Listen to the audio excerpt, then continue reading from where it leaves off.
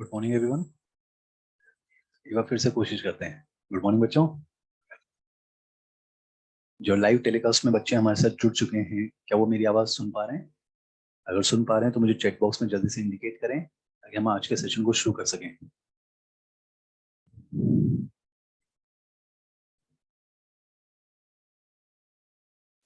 Live telecast में जो बच्चे हैं, क्या वो मेरी आवाज सुन पा रहे हैं?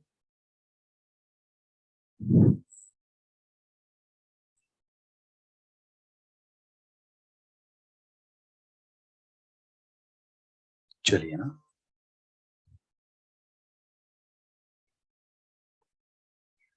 गुड मॉर्निंग बच्चों। एक बार फिर से कोशिश करते हैं मुस्कुराहट के साथ। तुम्हें जबरदस्ती बिठाया गया क्या यहाँ? नहीं ना? तो थोड़ा मुस्कुराहट के साथ फिर से कोशिश करते हैं। गुड मॉर्निंग बच्चों। मैं 2 क्लासेस अभी ऊपर लेकर आ चुका हूँ, 6:30 से 2 क्लासेस में लेकर आ चुका हूँ और ये मेरी कंसेक्यूटिवली 3rd क्लास होने जा रही है। फिर भी चेहरे पर मुस्कुराहट है। फिर भी उम्मीद है कि हम आपको अच्छा पढ़ाएंगे और आप बहुत ध्यान से सुनेंगे। एक बार खुशी के साथ कोशिश करते हैं। गुड मॉर्निंग बच्चों। Good morning. जो लाइव टेलीकास्ट में मेरे साथ जुड़े हुए हैं, एक बार मैं उनसे फिर से कंफर्म कर लेना चाहता हूँ क्योंकि बार बार शायद नहीं पूछ पाऊंगा। बच्चों, क्या आप मेरी आवाज सुन पा रहे हैं? अगर आप सुन पा रहे हैं तो जल्दी से मुझे चैट बॉक्स में इंडिकेट कर दें, क्योंकि आज के लेक्चर में हम 2 टॉपिक्स का टारगेट लेकर चलने वाले हैं, that is respiratory system and circulatory system.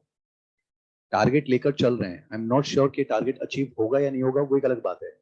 पर आपको पता है एंटायर ह्यूमन फिजियोलॉजी, यानी कि digestive system, respiration, circulation, excretion, nervous, endocrine, sensory organs, locomotion, movement, इस एंटायर ह्यूमन फिजियोलॉजी के लिए हमारे पास जो है 5 लेक्चर्स अलॉट हुए हैं और उसमें से एक लेक्चर कंप्लीट हो चुका है जिसमें हमने सिर्फ एक टॉपिक पढ़ा है, दैट इज डाइजेशन।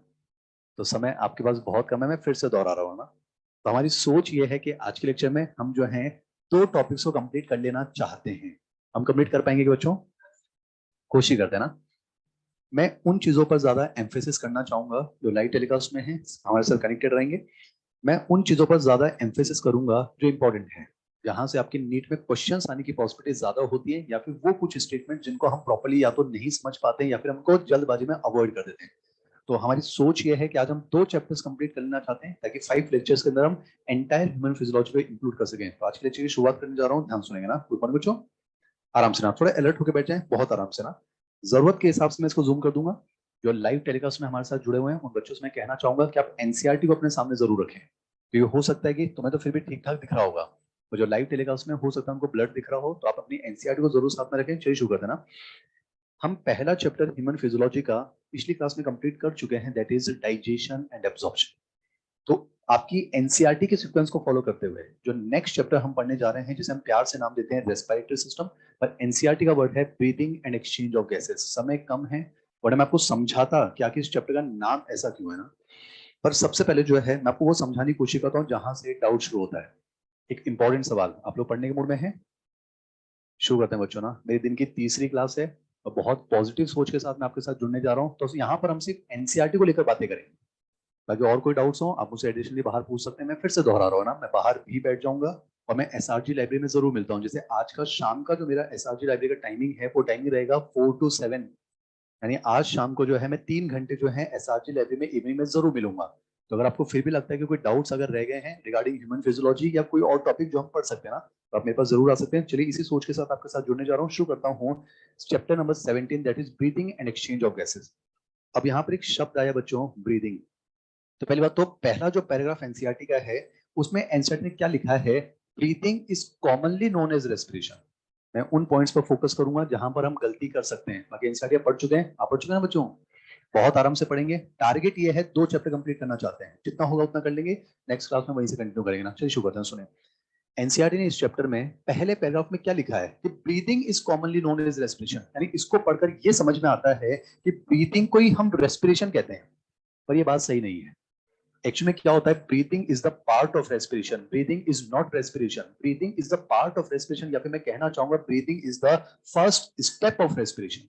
और यही बात एनसीईआरटी 2 बार लिख चुकी है। यही बात 2 बार लिख चुकी है। एकदम देखेंगे इस पेज पर, यहां पर एनसीईआरटी ने क्या लिखा है बच्चों, यहां लिखा है respiration involves the following steps, और उसका पहला स्टेप लिखा है बच्चों, दैट इज ब्रीदिंग। यानी breathing is not respiration, breathing is the first step of respiration. और यही बात आपकी एनसीईआरटी ने जो है समरी में भी लिखी है। यहाँ पर हम सिर्फ एनसीईआरटी को लेकर डिस्कशन करेंगे, टू बी वेरी क्लियर है ना। देखिए समरी के अंदर एनसीईआरटी ने फिर से लिखा है, अगर आप ध्यान से देखें लिखा हुआ है the first step in respiration is breathing.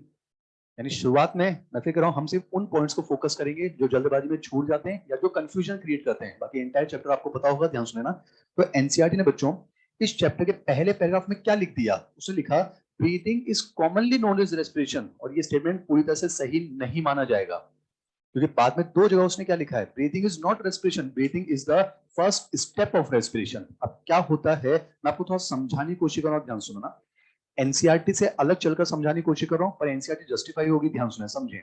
बच्चों हम जिंदा रहना चाहते हैं, क्या हम जिंदा रहना चाहते हैं, ऑब्वियस सी बात है ना। और किसी भी सेल को जिंदा रहना है उसके लिए उसको एनर्जी चाहिए ना। मैं फिर कह रहा हूं मैं सिर्फ उतना पार्ट डिस्कस करूंगा जो हमारा कहीं ना कहीं कंफ्यूजन क्रिएट करता है। एनसीईआरटी लिखा है ना कि respiration is commonly known as, मतलब breathing is commonly known as respiration. फिर मैं आपको दिखा तो दिया breathing is not respiration, breathing is the part of respiration. फिर मैं आपको समझाता हूँ रेस्पिरेशन किसे कहते हैं ना। रेस्पिरेशन एक एंटायर प्रोसेस होगा, उसका पहला जो पार्ट होता है वो होता है ब्रीदिंग। अब मैं आपको समझाने की कोशिश कर रहा हूँ, तो स्पीड से पढ़ते हैं, सुने ना। अगर हमें जिंदा रहना है तो बॉडी के सेल्स को जिंदा रहना है, और किसी भी सेल को जिंदा रहने के लिए क्या चाहिए, एनर्जी। एनर्जी के लिए जो है वो कुछ मॉलिक्यूल्स होते हैं उनका ब्रेकडाउन करना चाहता है। जैसे फॉर एग्जांपल मान लेते हैं मैंने आपके सामने सेल लिखा है, यहाँ पर जो है ये वाला पार्ट लाइव टेलीकास्ट वालों को दिख रहा है क्या, एक बार मैं कंफर्म कर लेता हूँ। लाइव टेलीकास्ट में जो बच्चे हैं वहां पर मैंने अपने हाथों से जो लिखा हुआ है, क्या वो आपको नजर आ रहा है बच्चों? मुझे जल्दी से इंडिकेट कर रहे हैं बच्चों, हम दो चैप्टर को आज कंप्लीट करना चाहते हैं। आप मेरी आवाज सुन पा रहे हैं बच्चों? हमें सबको साथ लेकर चलना है, चलिए ना सुने।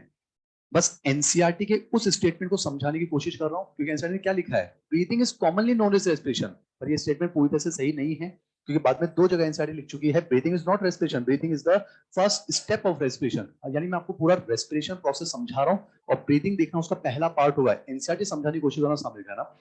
अगर हमें जिंदा रहना बच्चों तो जाहिर सी बात है बॉडी के सेल्स को जिंदा रहना है, और किसी भी सेल को जिंदा रहने के लिए क्या चाहिए, एनर्जी। और एनर्जी बनाने के लिए उसको मेटाबॉलिज्म करना होगा। मेटाबॉलिज्म आप जानते हो दो टाइप की, किसी का बनना कहलाता है एनाबॉलिज्म, किसी का टूटना कहलाता है कैटाबॉलिज्म। यहाँ पर जो मैंने आपके सामने सेल के अंदर जो रिएक्शन लिखी है ग्लूकोज का ऑक्सीडेटिव कैटाबॉलिक रिएक्शन है।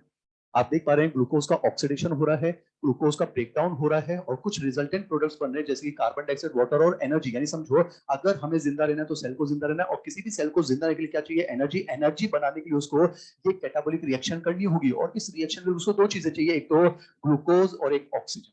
पर मैं आपको एक बात बता दूं, ये रिएक्शन बॉडी के सभी सेल्स पर एप्लीकेबल नहीं है। मैं इन जनरल बात करूं, जैसे आपको पता है जो हमारे आरबीसी होते हैं वो एनारोबिक रेस्पिरेशन करते हैं, मसल्स में कभी कभी एनारोबिक रेस्पिरेशन होता है, तो मैं यहाँ पर सिर्फ इन जनरल बात कर रहा हूं, ध्यान सुनना। अगर हमें जिंदा रहना है, जाग रहे हो बच्चों? मेरे दिन की तीसरी क्लास चल रही है, पर मेहनत करेंगे हमें जो है। तुम जाग रहे हो ना बे? आराम से पढ़ते हैं ना, आराम से। दो चैप्टर का टारगेट लेकर आया हूं, जो लाइव टेलीकास्ट में मेरे साथ कनेक्टेड रहेंगे, मुस्कुराहट के साथ सुने। अगर हमें जिंदा रहना है तो सेल को जिंदा रहना है, cell is the basic unit of life. और किसी भी सेल को जिंदा रहने के लिए क्या चाहिए, एनर्जी। एनर्जी के लिए इन जनरल बात कर रहा हूं, उसको ग्लूकोज का ऑक्सीडेटिव कैटाबॉलिज्म करना है। तो सेल को दो चीजें चाहिए बच्चों, एक तो है ग्लूकोज और एक ऑक्सीजन। तो मेरा मकसद है बॉडी के सेल तक क्या पहुंचाना, ग्लूकोज और ऑक्सीजन। ग्लूकोज पहुंचाने की बात हम करते हैं डाइजेस्टिव सिस्टम के अंदर। हम एलिमेंट्री कैनाल से ग्लूकोज का एब्जॉर्प्शन कर लेते हैं, ब्लड की मदद से उसको सेल तक पहुंचा चुके हैं। अब मैं आपको आज रेस्पिरेशन पढ़ाने हूं, तो यहाँ मेरा मकसद है बॉडी के सेल तक क्या पहुंचाना, ऑक्सीजन। अब मैं चला ऑक्सीजन की तलाश में, तो ऑक्सीजन मुझे कहाँ मिलेगी, एटमॉस्फेयर में। जाहिर बात हम टेरेस्ट्रियल एनिमल हैं, तो हमें ऑक्सीजन जो है एटमॉस्फेयर मिलेगी। अगर हम एक्वेटिक होते तो वही ऑक्सीजन है वाटर के अंदर हो सकती है। अब समझे, तो आपको बताना चाहिए एयर और गैस में कुछ डिफरेंस होता है बच्चों। ऑक्सीजन गैस होती है, कार्बन डाइऑक्साइड गैस होती है, नाइट्रोजन गैसेस है, जब बहुत सारी गैसेस एक डेफिनेट प्रोपोर्शन मिक्स होती है तो गैसेस के उसी मिक्सचर को एयर कहा जाता है। तो यहाँ पर जो है ये एयर है, इस एयर में ऑक्सीजन भी होगी, कार्बन डाइऑक्साइड भी होगी, नाइट्रोजन भी होगी। अब समझो मेरा मकसद क्या है, बॉडी के सेल तक क्या पहुंचाना, ऑक्सीजन। तो मैं चला ऑक्सीजन की तलाश में, तो ऑक्सीजन मुझे कहाँ मिली, एटमॉस्फेयर में। तो मैंने क्या किया, ऑक्सीजन से भरपूर हवा को पहले अंदर खींचना पड़ेगा। मैंने कहा ऑक्सीजन से भरपूर हवा, यानी समझो इसमें कार्बन डाइऑक्साइड भी है, नो डाउट नाइट्रोजन भी है, पर मेरा मकसद क्या है, बॉडी के सभी सेल तक क्या पहुंचाना, ऑक्सीजन। जरूरी नहीं है सभी सेल, आरबीसी के अंदर एनारोबिक रेस्पिरेशन होता है, पर इन जनरल आपको समझाने की कोशिश कर रहा हूं, मुझे नॉन स्टॉप बोलना है, समय आपके पास कम है, यानी समझना मेरा मकसद है बॉडी के सेल तक क्या पहुंचाना, ऑक्सीजन। ऑक्सीजन हमें कहां मिलेगी, एटमॉस्फेयर। तो हम क्या करेंगे, ऑक्सीजन से भरपूर जो एटमॉस्फेरिक एयर है पहले उसको अंदर खींचना पड़ेगा, and this process known as inspiration. तो सबसे पहले हमने क्या किया, देखो ऑक्सीजन से भरपूर हवा को अंदर खींचा, प्रोसेस नोन एज इंस्पायरेशन। और आपको पता है जब आप इंस्पायरेशन करोगे तो ऑक्सीजन से भरपूर हवा पूरे रेस्पिरेटरी ट्रैक्ट से होते हुए हमारे लंग्स में पहुंचेगी, और लंग्स में फाइनली कहां पहुंचेगी, alveoli, the structure and function of lungs. अब समझो हम ऑक्सीजन से भरपूर हवा को जो है एल्विलाई में ला चुके हैं, पर इसको पहुंचाना है बॉडी के सभी सेल्स तक, सभी टिश्यूज तक। क्या लंग्स खुद लेकर जाएंगे? नहीं। कौन लेकर जाएगा? Blood. Blood is a part of connective tissue. तो क्या होगा, अब ये ऑक्सीजन एल्वुलाई की मेम्ब्रेन से डिफ्यूज होकर कहां चली जाएगी? ब्लड के अंदर। और आपको पता है हमारे अंदर क्लोज सर्कुलेशन मिलता है, तो जो ब्लड है वो ब्लड वेसल्स में फ्लो करता है। तो यानी अगला स्टेप क्या होगा, ये जो ऑक्सीजन है गैस, ये जो है एल्वुलाई की मेम्ब्रेन से डिफ्यूज होकर कहां चली जाएगी?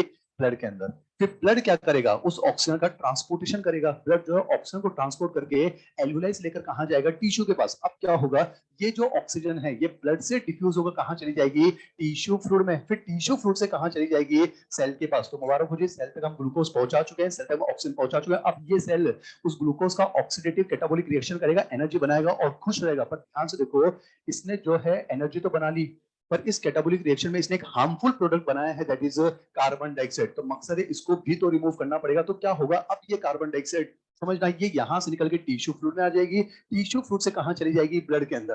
फिर यही ब्लड कार्बन डाइऑक्साइड को भी ट्रांसपोर्ट करेगा टिश्यू से एल्वुलाई की तरफ, और अब ये कार्बन डाइऑक्साइड यहां से डिफ्यूज होकर एल्वुलाई में चली जाएगी।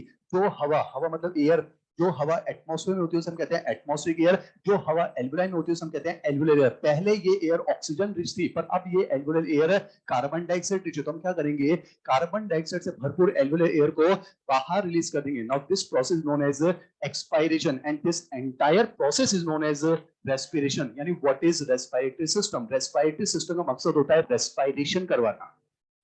और रेस्पिरेशन का मतलब क्या होता है? ऑक्सीजन पहुंचाना ताकि वो एनर्जी बना सके, और वहां पर बनने वाली CO2 को बॉडी से बाहर निकालना। तो ऑक्सीजन का जाना, एनर्जी का बनना, CO2 का बाहर निकलना, this entire process is known as respiration. अब समझें, एनसीईआरटी का बस एक शब्द समझा रहा हूं, breathing is the first step of respiration. याद रखना बेटा, समय कम है आपके पास, इसलिए बस कुछ बेसिक लेवल पर आपको समझाने की कोशिश कर रहा हूं, ध्यान सुने। मैं आपको एनसीईआरटी की लाइन समझा रहा हूं, breathing is not respiration, breathing is the first step of respiration. यानी व्हाट इज रेस्पिरेशन? ऑक्सीजन का पहुंचना, एनर्जी का बनना, CO2 का बाहर आना। अब समझो, इस रेस्पिरेशन को जनाब आए थे GS कार्टर, नॉट इंपॉर्टेंट। उन्होंने इस रेस्पिरेशन के प्रोसेस को 3 पार्ट में डिवाइड किया बेटा। यानी रेस्पिरेशन को हम 3 पार्ट में डिवाइड करते हैं। एक होता है बेटा एक्सटर्नल रेस्पिरेशन, एक होता है इंटरनल रेस्पिरेशन, और एक होता है सेलुलर रेस्पिरेशन। समझे, सेलुलर रेस्पिरेशन तो समझ में आ रहा है, मतलब सेल के अंदर जो भी रिएक्शन हो रही है, यानी कि समझो यहाँ ग्लूकोज का ऑक्सीडेटिव कैटाबॉलिक रिएक्शन हो रही है, एनर्जी बन रही है, तो सेल के अंदर जो रिएक्शन होती है उसको हम कहते हैं सेलुलर रेस्पिरेशन। अब समझे, एक्सटर्नल रेस्पिरेशन को कहते हैं बेटा ब्रीदिंग, एनसीईआरटी का शब्द। एक्सटर्नल रेस्पिरेशन को कहते हैं ब्रीदिंग, रेस्पिरेशन को ब्रीदिंग नहीं कहते हैं। यानी समझना, एनसीईआरटी क्या लिखती है, breathing is commonly known as respiration. तो वो कौन से रेस्पिरेशन की बात कर रही है? सिर्फ एक्सटर्नल रेस्पिरेशन। यानी मैं उस स्टेटमेंट को करेक्ट करना चाहूंगा, breathing is commonly known as external respiration. अब वो समझ में आ रही है क्या? एनसीईआरटी है, अगर ऐसा का ऐसा आ जाए तो हम उसको सही मान लेंगे। मैं फिर करूँ बच्चों, हमें रिजिड नहीं होना होता है। हम 3 स्टेटमेंट्स को एलिमिनेट करते हैं, फिर उसके बाद देखते हैं कि कौन सा बेस्ट है। अगर मान लो वही हमें बेस्ट मिल गया कि breathing is commonly known as respiration, तो उसको भी हम 100% सही मान लेंगे। या कुछ हमारा, पर सच्चाई ये है, breathing is not respiration, breathing is external respiration, and it is the first step of respiration. आपकी एनसीईआरटी इसी को कहती है पुल्मोनरी वेंटिलेशन। समझा रहा हूं, what is external respiration? Atmosphere और लंग्स के बीच में एयर का जो एक्सचेंज होता है, एयर का एक्सचेंज हो रहा है, गैस का नहीं हो रहा है। ये गैस का एक्सचेंज बाद में होगा, समझो। यानी कि ऑक्सीजन से भरपूर हवा का अंदर आना और कार्बन डाइऑक्साइड से भरपूर हवा का बाहर जाना, यानी इंस्पायरेशन प्लस एक्सपायरेशन, इसी को हम कहते हैं एक्सटर्नल रेस्पिरेशन, इसी को कहते हैं ब्रीदिंग। ब्रीदिंग का मतलब होता है सांस लेना और सांस छोड़ना। तो ऑक्सीजन से भरपूर हवा का अंदर आना इंस्पायरेशन, कार्बन डाइऑक्साइड से भरपूर एल्वुलर एयर का बाहर जाना expiration, and inspiration plus expiration is known as breathing, and breathing is known as pulmonary ventilation, and this is known as external respiration. यानी समझना, breathing is not respiration, breathing is the first step of respiration। NCERT आपको समझ में आ रहा है क्या? उसके बाद आता है बेटा इंटरनल रेस्पिरेशन। हेडिंग समझाने की कोशिश कर रहा हूं, समय नहीं है आपके पास। इंटरनल रेस्पिरेशन में क्या होगा, ध्यान से देखो। अब यहाँ पर गैसेस का एक्सचेंज हो रहा है बेटा, यहाँ पर एयर का एक्सचेंज हुआ है, लेकिन आगे गैसेस का एक्सचेंज हो रहा है। ध्यान से देखो, एक एल्वुलर लेवल पर एक्सचेंज हो रहा है और एक टिश्यू लेवल पर। यहाँ पर देखो ऑक्सीजन जो है वो ब्लड में जा रही है, CO2 एल्वुलाई पर आ रही है। यहाँ पर आप देखो ऑक्सीजन जो है वो टिश्यू में जा रही है और CO2 जो है ब्लड में आ रही है। तो दो जगह पर गैसेस का क्या हो रहा है, एक्सचेंज हो रहा है, एक्सचेंज। और बीच में ब्लड क्या कर रहा है, गैसेस का ट्रांसपोर्टेशन जो कर रहा है। Blood is the medium for the transport of both oxygen and carbon dioxide, oxygen को भी ट्रांसपोर्ट करता है और CO2 को भी ट्रांसपोर्ट करता है। तो समझो गैसेस का एक्सचेंज हो रहा है, गैसेस का एक्सचेंज हो रहा है, और बीच में क्या हो रहा है, ट्रांसपोर्ट ऑफ गैसेस हो रहा है, तो दो जगह पर गैसेस का एक्सचेंज और बीच में transport of gases, this entire process is known as internal respiration. आपको समझ में आ रहा है क्या? और सेल के अंदर जो रिएक्शन होती है उसे हम कहते हैं सेलुलर रेस्पिरेशन, यानी रेस्पिरेटरी सिस्टम का मकसद होता है रेस्पिरेशन करवाना। मुझे फास्ट इसलिए बोलना पड़ रहा है क्योंकि समय नहीं है आपके पास। रेस्पिरेटरी सिस्टम का मकसद है रेस्पिरेशन, और रेस्पिरेशन मतलब क्या होता है? ऑक्सीजन पहुंचाना और हार्मफुल कार्बन डाइऑक्साइड को बॉडी से बाहर निकालना। This entire process is known as respiration. और रेस्पिरेशन को तीन पार्ट में डिवाइड किया है, एक्सटर्नल, इंटरनल थे cellular respiration. Breathing is not respiration, breathing is the first step of respiration, that is external respiration या फिर पल्मोनरी वेंटिलेशन। समझे? ये पूरा जो प्रोसेस है ये रेस्पिरेशन है। और जूलॉजी के अंदर जो है आपको सेलुलर रेस्पिरेशन नहीं पढ़ाया जाता है, ये बॉटनी के अंदर आता है। आपने पढ़ा होगा ग्लाइकोलाइसिस हो रहा है, एफ साइकिल हो रहा है। तो जूलॉजी में एनसीईआरटी आपको इस चैप्टर में क्या पढ़ाना चाहती है? सिर्फ एक्सटर्नल और इंटरनल। एक्सटर्नल को कहा जाता है ब्रीदिंग, एक्सटर्नल कहते हैं ब्रीदिंग, और इंटरनल की शुरुआत होती है एक्सचेंज ऑफ गैस से, अंत होता है एक्सचेंज ऑफ गैस। तो चैप्टर का नाम है breathing and exchange of gases, और बीच में एक छोटा सा टॉपिक आएगा ट्रांसपोर्ट ऑफ गैसेस। आपको समझ में आ रहेगा? तो दिस इज द हेडिंग। मैं आपको एनसीईआरटी का हेडिंग समझा दिया। हमें क्या पढ़ना है? ब्रीदिंग यानी कि एक्सटर्नल रेस्पिरेशन, और एक हमें पढ़ना है एक्सचेंज ऑफ गैस, बीच में आएगा ट्रांसपोर्ट ऑफ गैस, और इसको मिलाकर क्या कहेंगे? Internal respiration. अब समझो एनसीईआरटी क्या कहती है? The process of respiration consist of 5 steps. NCERT ने यहां लिखा है respiration involves the following steps. Line by line समझा रहा हूं, सामने देखो बेटा।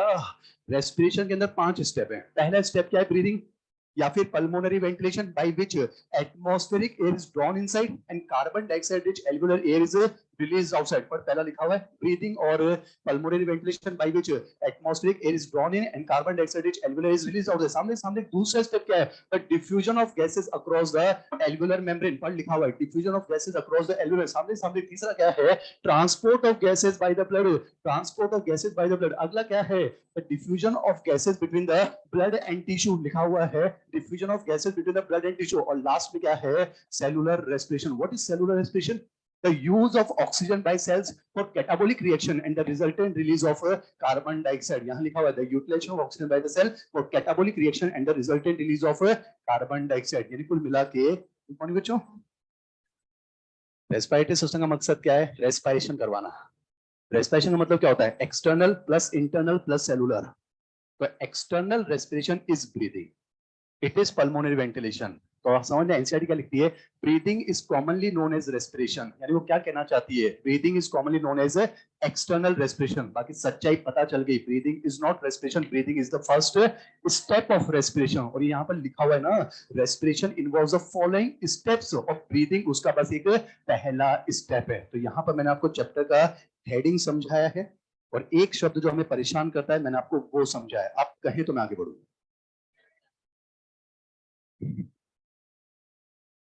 समय नहीं है आपके पास। जो लाइव टेलीकास्ट में बैठे हैं एक बार फिर से कंफर्म करना चाहूंगा बच्चों, क्या आप मेरी आवाज सुन पा रहे हैं? जल्दी से बताएं बच्चों, चैट बॉक्स में इंडिकेट करें बच्चों, क्या आप मेरी आवाज सुन पा रहे हैं? शो करते ना। मैंने आपको एनसीईआरटी का बस एक कंफ्यूजन दूर कर दिया। एनसीईआरटी क्या कहती है? Breathing is commonly known as respiration.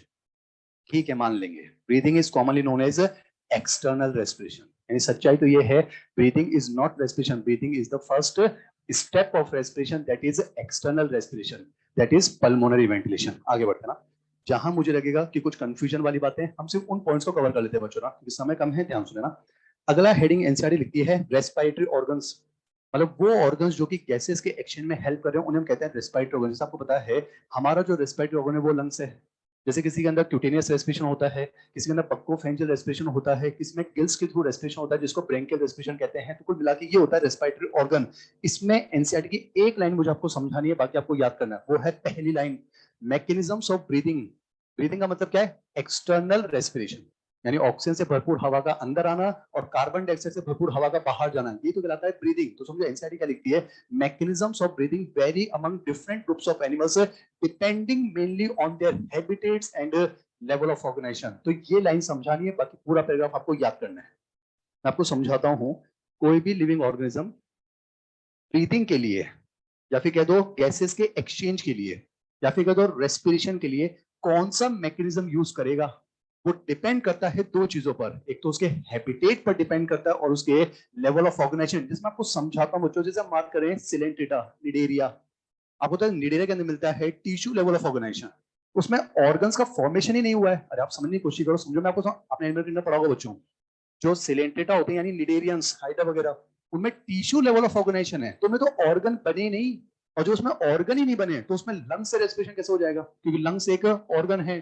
तो कोई भी ऑर्गेनिज्म किस ऑर्गन का इस्तेमाल करेगा या किस स्ट्रक्चर का इस्तेमाल करेगा गैसें एक्सचेंज के लिए, वो उसके लेवल ऑफ ऑर्गेनाइजेशन पर भी तो डिपेंड करेगा। समझो, अगर किसी में ऑर्गन लेवल या ऑर्गन सिस्टम लेवल ही नहीं है तो वो लंग से रेस्पिरेशन कैसे कर लेगा, यानी समझो वो किस चीज का इस्तेमाल करेगा, वो उसके बॉडी के लेवल ऑफ ऑर्गेनाइजेशन पर भी डिपेंड करेगा। फिर समझो वो जो है हैबिटेट पर भी डिपेंड करता है, जिसमें आपको समझाता हूं। हमारे पास लंग्स है और हमें पता है कि लंग्स जो है वो टेरेस्ट्रियल हैबिटेट पर काम करते हैं। हमें पता है जो गिल्स होते हैं वो एक्वेटिक हैबिटेट पर काम करते हैं। जिसमें कोई एग्जांपल समझा रहे हैं इंसाइड के नहीं, जैसे फॉर एग्जांपल मोलस्का में खाता है पाइला, पाइला समझे, एप्पल स्नेल, समझो वो पानी में भी रहता है, लैंड पर भी रहता है। तो जब वो पानी में चला जाता है तो वो गिल्स के थ्रू रेस्पिरेशन करता है, यानी आप इंसाइड में लिखा हुआ फेदर लाइक गिल्स, अपने इंडर ने पढ़ा होगा। पाइला बेटा एप्पल स्नेल जब पानी में चला जाता है, हैबिटेट पानी में जाता है, तो वो गिल्स से रेस्पिरेशन कर लेता है। और जब भी वही पाइला लैंड पर आता है तो वो पल्मोनरी सैक की मदद से रेस्पिरेशन करता है। यानी समझो उसके पास दोनों है, पल्मोनरी सैक भी है और गिल्स भी है। और वो किसका इस्तेमाल करेगा वो उसके हैबिटेट पर भी तो डिपेंड करता है। अगर पानी में चला जाएगा, उसको मालूम है पानी में पल्मोनरी सैक काम नहीं आएंगे, तो वहां पर गिल्स से रेस्पिरेशन करेगा। और जब लैंड पर आता है उसको पता है यहाँ पर गिल्स काम नहीं करेगा, तो यहाँ पर पल्मोनरी सैक का इस्तेमाल करेगा। यानी तुम इंसाइड की ये एक लाइन समझाना चाहता हूँ, कोई भी लिविंग ऑर्गेनिज्म ब्रीथिंग के लिए या रेस्पिरेशन के लिए या एक्सटर्नल रेस्पिरेशन के लिए, गैसेस एक्सचेंज के लिए कौन सा मैकेनिज्म यूज करेगा, वो मेनली उसकी दो चीजों पर डिपेंड करता है। एक तो उसके हैबिटेट पर डिपेंड करता है और उसके लेवल ऑफ ऑर्गेनाइजेशन। बाकी इस पैराग्राफ के अंदर अलग अलग ऑर्गेनिजम्स के रेस्पिरेटरी ऑर्गन्स के बारे में लिखा हुआ है। ये पूरा याद करने वाला पार्ट है, मान के चलूंगा कि आपके लिए बहुत आसान होगा। हम आगे बढ़ सकते हैं। जो याद करने वाला पार्ट है वो आप कर लेंगे। इसमें लिखा हो बच्चों ना, कुछ के अंदर गिल्स होते हैं, कुछ के अंदर लंग्स होते हैं, कुछ क्यूटेनियस करता है। जो समझाने वाला पार्ट है उसको हम कवर करेंगे। चलिए ना आगे बढ़ते हैं। अगला हेडिंग लिखा हुआ है ह्यूमन रेस्पिरेटरी सिस्टम।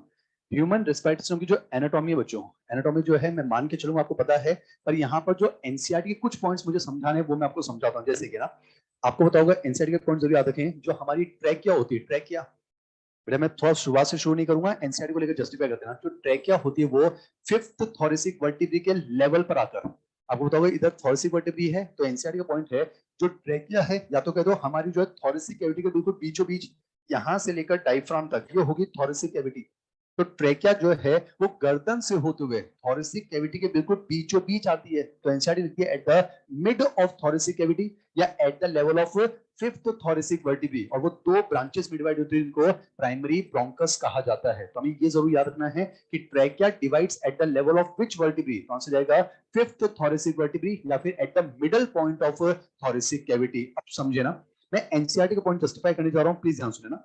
मान लेते हैं बच्चों ये ट्रैकिया है, ट्रैकिया जो है वो T5 के लेवल पर आकर दो प्राइमरी ब्रोंकस में डिवाइड होती है। और ये प्राइमरी ब्रोंकस किस में एंटर हो जाते हैं, लंग्स के अंदर। वो सब डिस्कस नहीं करेंगे, दो लंग्स होते हैं, एक लेफ्ट है राइट है, बेसिक बात है आपको पता है बच्चों ना, समझे।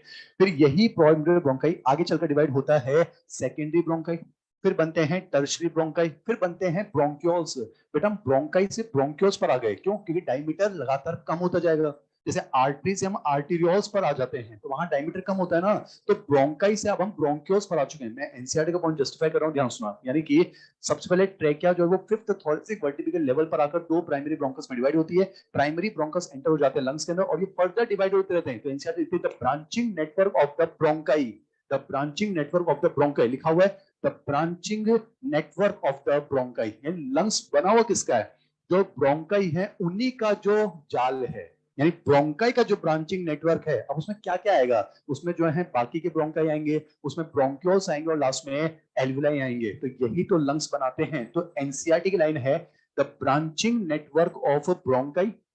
बेटा इसमें ट्रैकिया नहीं आएगा क्योंकि trachea is situated outside the lungs. तो समझो ये ब्रोंकाई है, ब्रोंकाई प्राइमरी ब्रोंकाई यही तो लंग्स में गुजरा है और यही आगे चलकर ब्रांचेस बना रहा है। तो समझो ब्रोंकाई की जो ब्रांचेस हैं और फिर ब्रोंक्यूल्स जो हैं और जो एल्विलाई हैं, यही किसका फॉर्मेशन करते हैं, लंग्स का। तो एनसीईआरटी की लाइन जरूर याद रखेंगे, the branching network of bronchi, bronchioles and alveoli comprises the lungs, ऐसा कुछ। अब एक और चीज बता देता हूं, ये प्राइमरी ब्रोंकाई है, फिर बनते हैं सेकेंडरी ब्रोंकाई, फिर बनते हैं टर्शरी ब्रोंकाई, फिर बनते हैं ब्रोंक्यूल्स। अब ब्रोंक्यूल्स कई अलग अलग टाइप के होते हैं।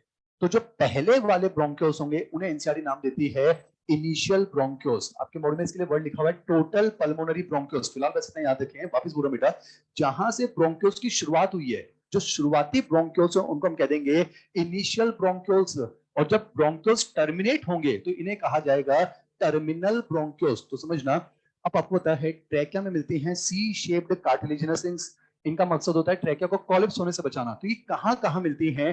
ट्रैकिया में मिलती हैं, प्राइमरी ब्रोंकाई में मिलती हैं, सेकेंडरी ब्रोंकाई में मिलती हैं, टर्शरी ब्रोंकाई में मिलती हैं और इनिशियल ब्रोंक्योस में मिलती हैं। टर्मिनल ब्रोंक्योस में अंदर कार्टिलेजिनस रिंग्स नहीं पाई जाती हैं। तो एनसीईआरटी की लाइन है the trachea, primary, secondary, tertiary bronchi and initial bronchioles are supported by incomplete C-shaped cartilaginous rings। कहीं ना कहीं लिखा हुआ है the trachea, primary, secondary and tertiary bronchi and initial bronchioles, not terminal bronchioles। यानी इसमें ना initial bronchioles तो क्या मिलती हैं? C-shaped hyaline cartilaginous rings। तो इस पैराग्राफ में मुझे आपको ये समझाना था। हम आगे बढ़ते हैं बच्चों। फिर हम आते हैं इस वाले पार्ट पर, है ना। मुझे लगता है जो इंपॉर्टेंट पॉइंट्स हैं, जो समझना जरूरी है, हम सिर्फ उन पर फोकस कर रहे हैं, समय को ध्यान रखते हुए। गुड मॉर्निंग बच्चों, है ना। और ऑलमोस्ट हम कवर करने की कोशिश करें। चलिए ना, अब सुने। आपको पता है हमारे जो लंग्स होते हैं वो थोरेसिक चैम्बर के अंदर प्रेजेंट होते हैं। और एनसीईआरटी कहती है थोरेसिक चैम्बर एक एयर टाइट चैम्बर होता है। थोरेसिक चैम्बर बनता कैसे है आपको आइडिया होना चाहिए। वेंट्रल साइड पर स्टर्नम और रिब से कवर रहेगा, डोर्सल साइड पर वर्टिब्रल कॉलम और रिब से रहेगा, इधर पोस्टीरियर साइड पर डायफ्राम हो जाएगा और ऊपर की तरफ नेक और क्लेविकल आ जाएगी। ये सब बातें एनसीईआरटी में लिखी हुई है। पर इस पैराग्राफ में एक लाइन समझाना चाहता हूं, ध्यान सुने। The anatomical setup of lungs in thorax is such that any change in the thoracic cavity will be reflected in the lungs cavity। अब मैं आपको समझाता हूं, सुनिए। पहले तो आपको पता होना चाहिए बच्चों, हमारे जो लंग्स होते हैं, इसका मतलब मैमल्स के जो लंग्स होते हैं वो स्पॉन्जी लंग्स होते हैं, नॉन मस्कुलर। यानी हमारे लंग्स में मसल्स नहीं है।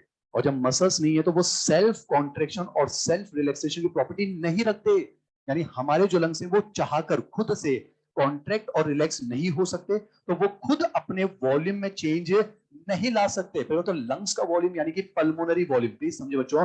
और ब्रीदिंग अगर करना चाहते हो, जिंदा रहने के लिए ब्रीदिंग बहुत जरूरी है, because breathing is the first step of respiration. यानी जिंदा रहना है तो ब्रीदिंग तो करनी पड़ेगी, और ब्रीदिंग के लिए लंग्स का वॉल्यूम चेंज होना जरूरी है। तो मैं आपसे क्या कहा, हमारे लंग्स नॉन मस्कुलर है, वो खुद अपने वॉल्यूम को चेंज नहीं कर सकते।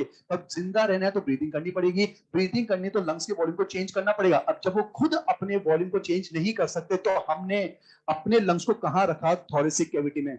और थोरेसिक कैविटी में उनका अरेंजमेंट कुछ ऐसा रखा है कि थोरेसिक कैविटी के वॉल्यूम को हम चेंज करेंगे, वो हम कर सकते हैं। तो उसकी वजह से लंग्स का वॉल्यूम भी चेंज हो जाएगा। मैं आपको समझाऊं, समझो। आपने सुना डायफ्राम, इंटरकोस्टल मसल्स, समझे ना। हम थोरेसिक कैविटी के वॉल्यूम को बढ़ा या घटा सकते हैं। हम थोरेसिक कैविटी के वॉल्यूम को बढ़ा भी सकते हैं और घटा भी सकते हैं, समझो। लंग्स का वॉल्यूम अपने आप चेंज नहीं कर सकते। वापस से बोल रहा हूं, हमारे लंग्स नॉन मस्कुलर हैं, उनमें power of self contraction, self relaxation नहीं है। तो चाहकर हम पल्मोनरी वॉल्यूम को डायरेक्टली अल्टर नहीं कर सकते। पर जिंदा रहना है तो ब्रीथिंग जरूरी है, ब्रीथिंग जरूरी है तो लंग्स का वॉल्यूम चेंज करना पड़ेगा। क्योंकि लंग्स का वॉल्यूम चेंज नहीं कर सकते तो हमने उनको कहां रखा? थोरेसिक कैविटी में, क्योंकि हमको पता है थोरेसिक कैविटी के वॉल्यूम को हम चेंज कर सकते हैं। और जैसा जैसा थोरेसिक कैविटी का वॉल्यूम बदलाव होगा वैसा ही जो है लंग्स का वॉल्यूम चेंज हो जाएगा। यानी समझना, थोरेसिक कैविटी के वॉल्यूम में जो भी बदलाव होगा वो एज इट इज लंग्स के वॉल्यूम में रिफ्लेक्ट हो जाएगा। और कैसे होगा वो मैं आपको मैकेनिज्म ब्रीदिंग में समझा दूंगा। वापस पढ़ने जा रहा हूं, the anatomical setup of lungs in the thorax. हमने थोरेक्स में लंग्स का सेटअप कुछ ऐसा रखा है कि any change in the volume of thoracic cavity जो हम कर सकते हैं वो एज इट इज जो है लंग्स की कैविटी में रिफ्लेक्ट हो जाएगा। और ऐसा इसलिए कर रहे हैं because such an arrangement is essential for breathing. और ऐसा क्यों किया? क्योंकि हम डायरेक्टली अपने लंग्स के वॉल्यूम को चेंज नहीं कर सकते, because we can not directly alter the pulmonary volume. बस ये लाइन यहां समझानी है। अब आगे बढ़ते हैं। फिर आगे लिखा हुआ है respiration involves the following steps. ये मैं एसटीज आपको समझा चुका हूं। इंपॉर्टेंट बात है, breathing is not respiration, breathing is the first step of respiration. आगे लिखा हुआ है मैकेनिज्म ब्रीथिंग, ये इंपॉर्टेंट है, यहां से सवाल बनते हैं बच्चों। मैं आपको एनसीईआरटी ने जो बातें लिखी हुई है वो मैं आपको समझा देता हूं, सुने। ब्रीथिंग का मतलब होता है inspiration plus expiration. What is inspiration? Oxygen से भरपूर एटमॉस्फेरिक एयर को अंदर की तरफ लाना।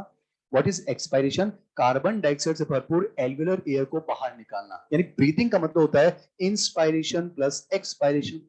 हवा का आना, हवा का जाना, और हवा का कहीं भी आना जाना डिपेंड करता है प्रेशर ग्रेडियंट पर। एंसर वर्ड क्या है? Pressure gradient. What is pressure gradient? Pressure में डिफरेंस। और आपको पता होना चाहिए air always moves from high pressure to low pressure. अब बहुत आसान है, अगर आप इंस्पायरेशन करना चाहते हो, मैं चाहता हूं कि हवा अंदर आ जाए, तो लंग्स के अंदर का प्रेशर, लंग्स के अंदर यानी इंट्रा पल्मोनरी प्रेशर, मुझे बताओ हवा हमेशा कहां जाती है? हाई प्रेशर से लो की तरफ। तो आप मुझे बताओ ना, अगर मुझे इंस्पायरेशन करना है, अगर मैं अंदर हवा लाना चाहता हूं, तो लंग्स के अंदर का प्रेशर एटमॉस्फेरिक प्रेशर से ज्यादा होना चाहिए, कम होना चाहिए? कम होना चाहिए।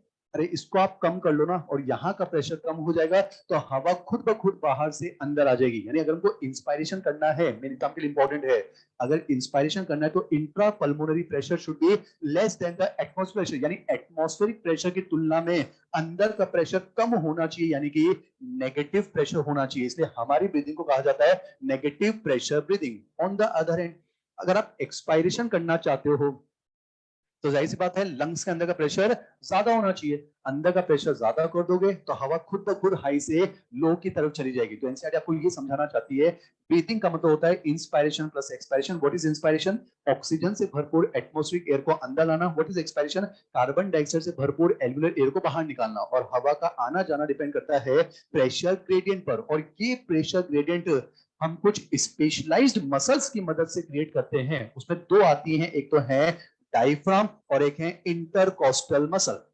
कोस्टल मतलब रिब्स, इंटर मतलब बीच में, तो रिब्स के बीच में जो मसल हम कहते हैं इंटरकोस्टल मसल। ये भी दो टाइप की होंगी, जो रिब्स को बाहर मूव करवाएं एक्सटर्नल इंटरकोस्टल मसल, और जो अंदर मूव करवाएं वो है इंटरनल इंटरकोस्टल मसल। आपकी एनसीईआरटी मेनली एक्सटर्नल के बारे में बात करती है। वापस बोल रहा हूं, अगर हमें ब्रीदिंग करनी है तो प्रेशर ग्रेडियंट क्रिएट करना पड़ेगा, प्रेशर डिफरेंस क्रिएट कर दो। अगर अंदर का प्रेशर कम कर दिया, हवा अंदर आ जाएगी, अगर अंदर का प्रेशर बढ़ा दिया तो हवा बाहर चली जाएगी। यानी प्रेशर ग्रेडियंट करना पड़ेगा।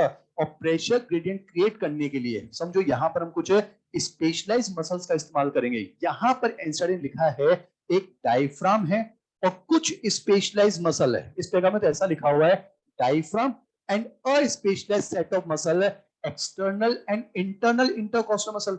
यानी इसको पढ़कर तो ऐसा लग रहा है कि जो स्पेशलाइज्ड मसल है वो सिर्फ इंटरकोस्टल मसल है। यहां पर तो ऐसा लिखा हुआ है ना, ये प्रेशर ग्रेडियंट किससे क्रिएट करेंगे? Diaphragm and a specialised set of muscle. यानी कि डायफ्राम स्पेशलाइज्ड सेट में नहीं आएगा, पर आपके एनसीईआरटी में समरी में लास्ट में लिखा हुआ है specialised set of muscle diaphragm and intercostal. तो अगर एग्जाम में आ जाए, आपको बताता हूं बच्चों, समरी में लिखा हुआ है, समरी में ऐसा कुछ लिखा हुआ है कि दोनों ही स्पेशलाइज्ड है। कहीं ना कहीं आपको मिलेगा, कहीं ना कहीं समरी में लिखा हुआ है। कहां लिखा हुआ है? कहां पर है? अरे बताओ, देखो यहां लिखा हुआ है with the help of specialised muscles, आगे हाइफन करके लिखा हुआ है इंटरकोस्टल्स एंड डायफ्राम। तो पहले पैराग्राफ को पढ़कर तो ये लगता है कि स्पेशलाइज्ड मसल सिर्फ इंटरकोस्टल मसल है, पर समरी को पढ़कर लगता है कि डायफ्राम हो या इंटरकोस्टल मसल, दोनों की दोनों स्पेशलाइज्ड हैं। तो मुझे लगता है कि अगर स्पेशलाइज्ड वर्ड आ गया तो हम डायफ्राम और इंटरकोस्टल मसल दोनों को उसके अंदर शामिल कर लेंगे। ये कंफ्यूजन है जो मैंने आपका दूर कर दिया। अब मैं आपको जल्दी से मैकेनिज्म समझाता हूँ, वेरी इजी ना, जागरूक बच्चों। हमें सर्कुलेशन भी तो कंप्लीट करना है, समय नहीं है आपके पास ना। सुने, ये इंपॉर्टेंट पार्ट, यहां से सवाल आता है ना। अगर हमको इंस्पायरेशन करना है तो लंग्स के अंदर का प्रेशर यानी इंट्रा पल्मोनरी प्रेशर कम होना चाहिए, नेगेटिव होना चाहिए। अगर आपको लंग्स का प्रेशर कम करना है तो लंग्स का वॉल्यूम बढ़ा दो। Pressure volume inversely proportional. अब समझो लंग्स का वॉल्यूम खुद तो नहीं बढ़ा सकते, तो एक काम करो, थोरेसिक कैविटी का वॉल्यूम बढ़ा दो, क्योंकि थोरेसिक कैविटी का वॉल्यूम बढ़ेगा तो लंग्स स्पॉन्जी होते हैं, और लंग्स स्पॉन्जी होंगे तो वो भी एक्सपेंड हो जाएंगे, उनका वॉल्यूम बढ़ जाएगा। तो क्या होता है, inspiration is initiated by the contraction of diaphragm. NCERT, अगर आप इंस्पायरेशन करना चाहते हो तो उसको इनिशिएट कौन करता है? डायफ्राम। समझो, ये एनसीईआरटी लाइन है, the inspiration is initiated by the contraction of diaphragm. कहीं ना कहीं होगा, ये कहीं ना कहीं लिखा हुआ है, कहीं ना कहीं है। ओके, नीचे की तरफ है ना, देखो इधर कहीं लिखा हुआ है। हाँ हाँ हाँ, कहीं ना कहीं है। Inspiration is initiated by the contraction of diaphragm. बेटा मैं आपको समझा, इंस्पायरेशन में डायफ्राम में भी कॉन्ट्रैक्शन होगा और एक्सटर्नल इंटरकोस्टल में कॉन्ट्रैक्शन होगा। पर अगर एआईसी में कॉन्ट्रैक्शन ना भी हो, अगर थोरेक्स वाले पार्ट को मूव ना भी किया जाए, तो सिर्फ डायफ्राम के कॉन्ट्रैक्शन से भी हम इंस्पायरेशन कर सकते हैं। मेन एग्जाम का सवाल, A person can consciously breathe in and breathe out without even moving the thorax at all.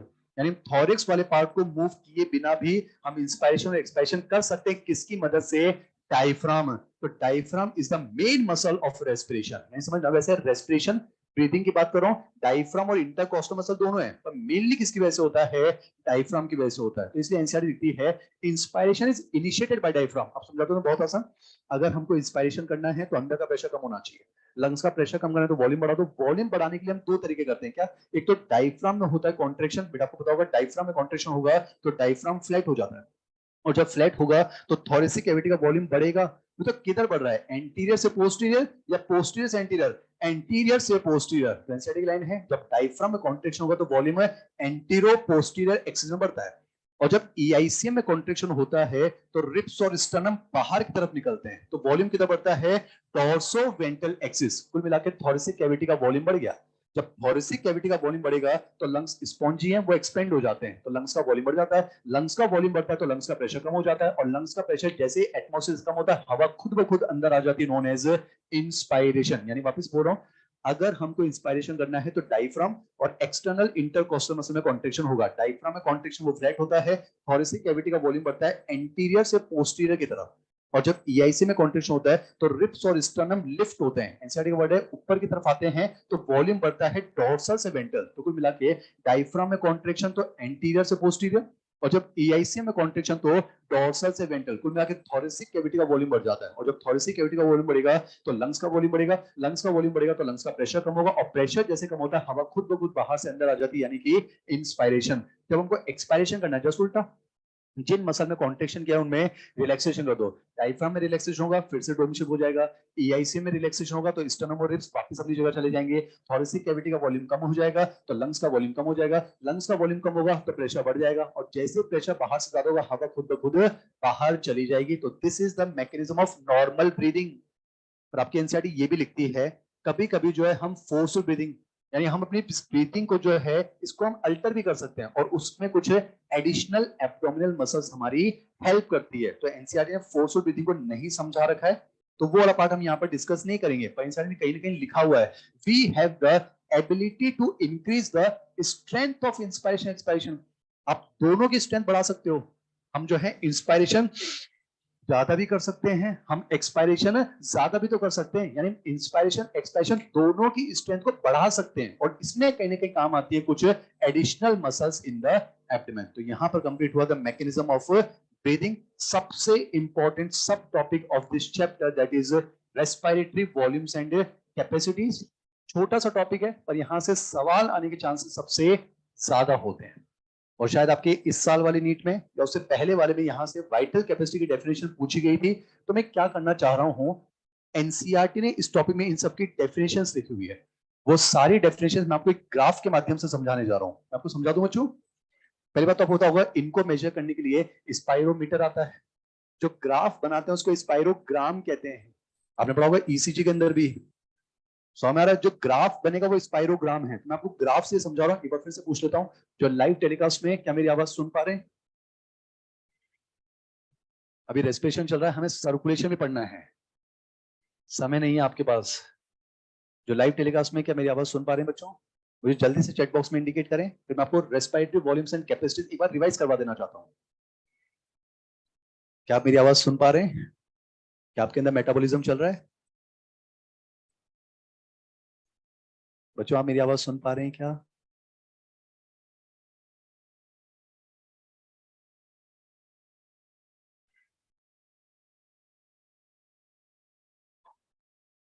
सुन पा रहे हैं ना? चलिए मैं आपको एक ग्राफ से वाली बात समझा देता हूँ, पहले तो समझे ना.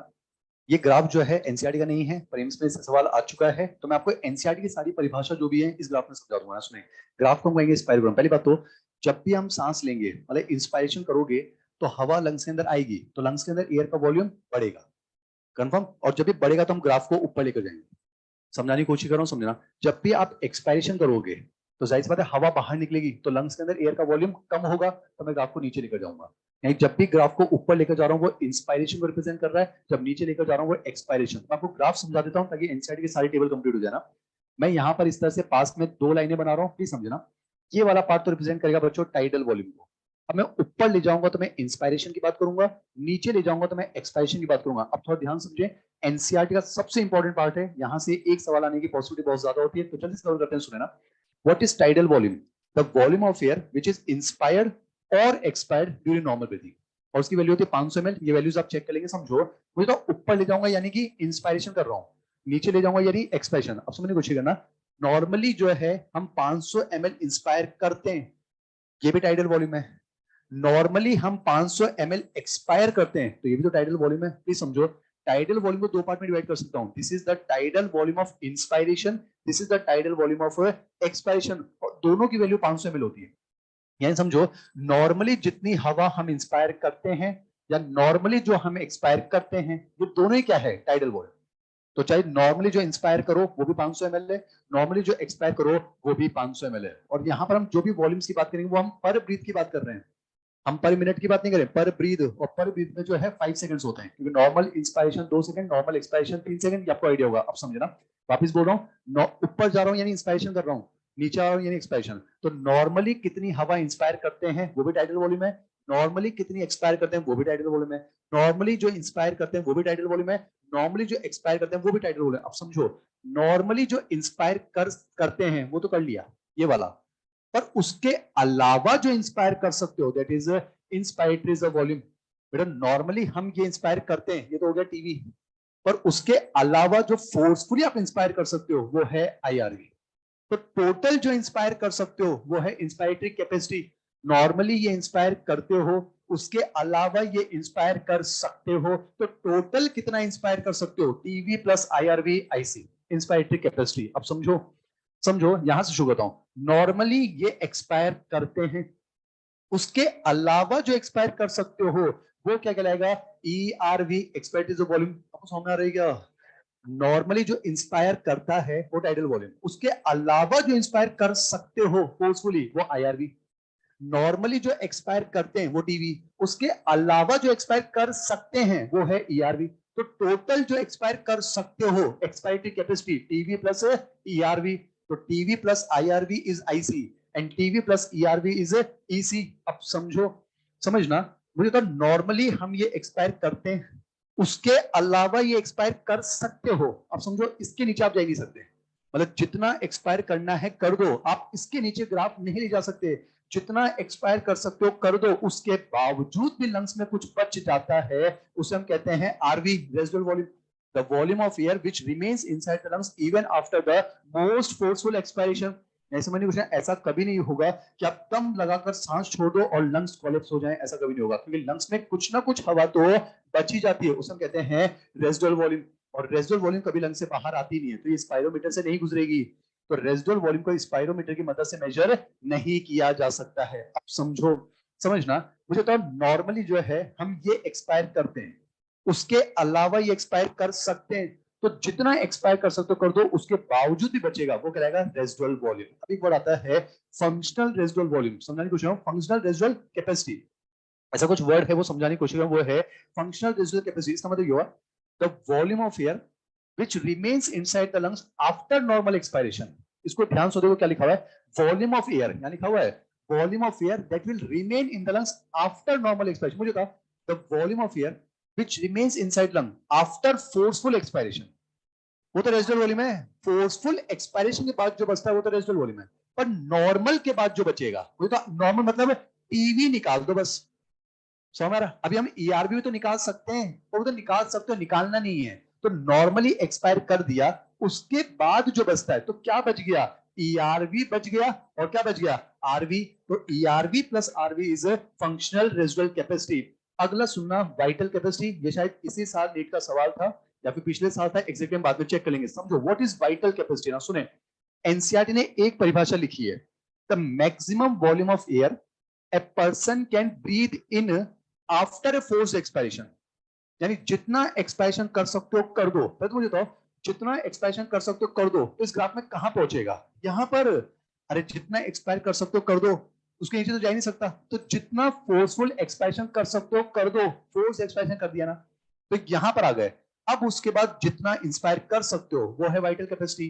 मतलब पूरा खाली करने के बाद अब पूरा भरते हैं, तो पहले क्या भरेगा, ईआरवी, फिर टीवी, फिर आईआरवी। तो ERV plus TV plus IRV is a vital capacity. और ये एनसीईआरटी की परिभाषा है, नीट में इसकी उल्टी आई थी। उल्टा भी तो कह सकते हो, पूरा भरने के बाद खाली कर दे।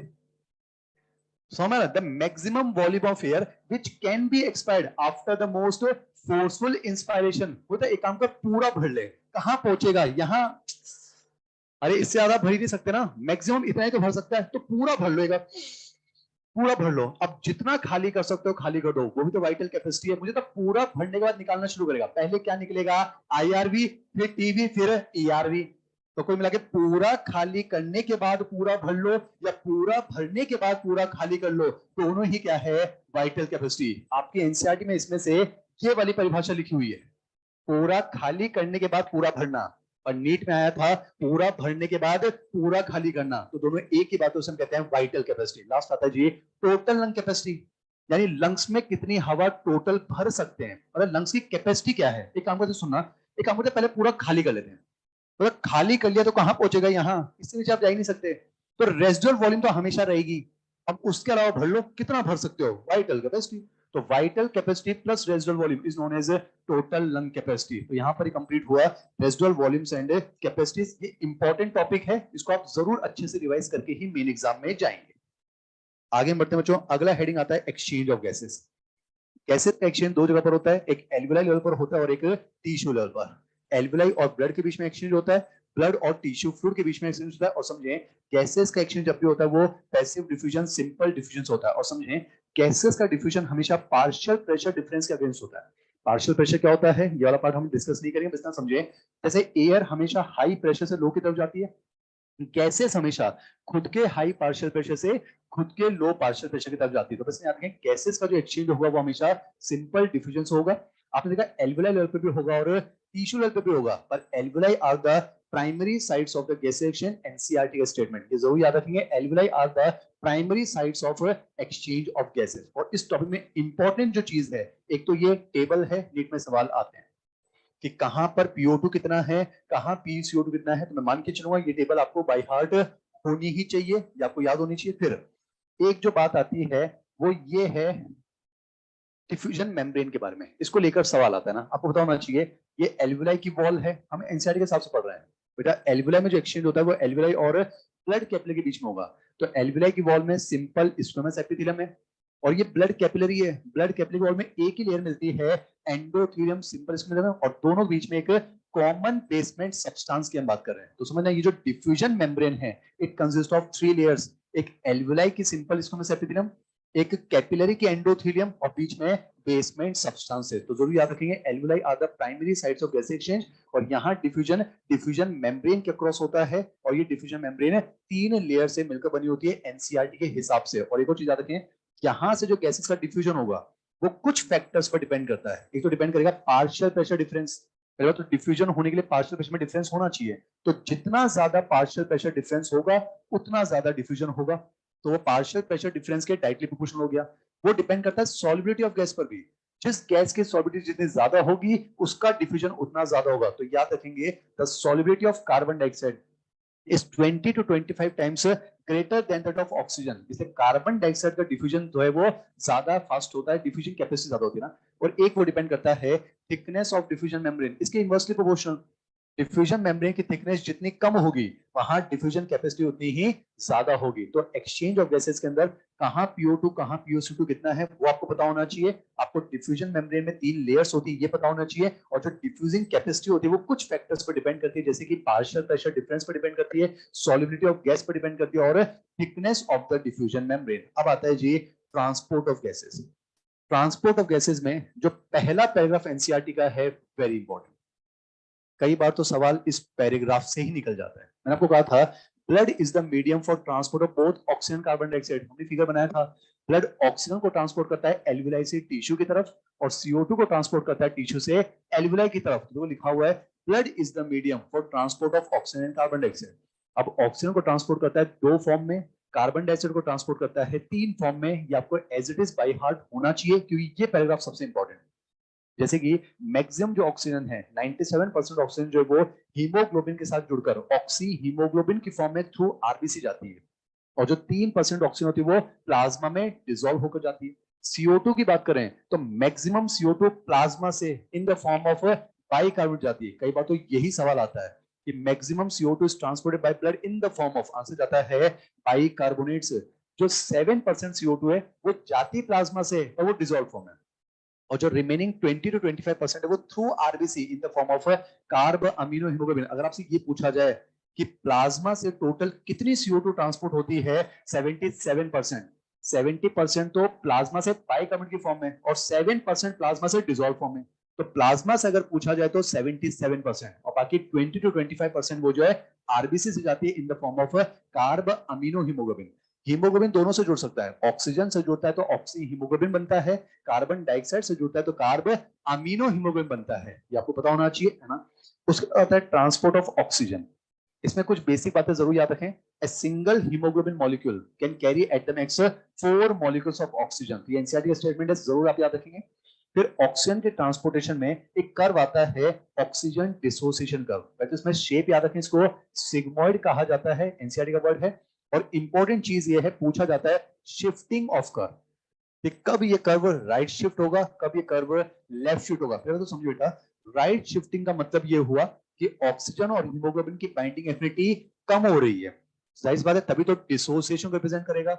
और लेफ्ट शिफ्ट इंडिकेट करता है कि हीमोग्लोबिन ऑक्सीजन की बाइंडिंग एफिनिटी बढ़ रही है, तभी तो वो लेफ्ट शिफ्ट होगा। अरे आप देखो ना, राइट शिफ्ट हो रहा है, मेरे टॉपिक नहीं पढ़ना हमको, हमें एनसीईआरटी के हिसाब से जो बस इंपॉर्टेंट चीजें यहाँ डिस्कस करनी है। तो मान के चलो आपको पता होगा, समझे, इधर हम लेते हैं परसेंटेज सेचुरेशन, किसका सेचुरेशन, हीमोग्लोबिन का ऑक्सीजन से सेचुरेशन। तो देखो समझो, यहां पर अगर सेचुरेशन इतना है, अगर राइट शिफ्ट हो रहा है इसका मतलब सेचुरेशन कम हो रहा है, और लेफ्ट शिफ्ट हो रहा है इसका मतलब सेचुरेशन बढ़ रहा है। तो राइट शिफ्ट ये इंडिकेट करता है कि हीमोग्लोबिन ऑक्सीजन की बाइंडिंग एफिनिटी कम हो रही है, यानी वो अलग हो रहे हैं। तो डिसोसिएशन ऑफ ऑक्सीमोग्लोबिन जो टिश्यू लेवल पर होगा, और लेफ्ट शिफ्ट इंडिकेट करता है कि हीमोग्लोबिन ऑक्सीजन की बाइंडिंग एफिनिटी बढ़ रही है, तभी तो सेचुरेशन हो रहा है। तो वो ऑक्सी हीमोग्लोबिन के फॉर्मेशन को इंडिकेट करता है, जो कहां पर होगा, एल्वुलाई लेवल पर। तो राइट शिफ्ट जो है वो टिश्यू लेवल की बात कर रहा है, और लेफ्ट शिफ्ट जो है वो एल्वुलाई लेवल की। अब बातें होती हैं कि राइट शिफ्ट कब होगा, लेफ्ट शिफ्ट किन फैक्टर्स की वजह से होगा, ये आपको जरूर याद रखनी चाहिए। यहां पर लिखे हुए हैं, जैसे कि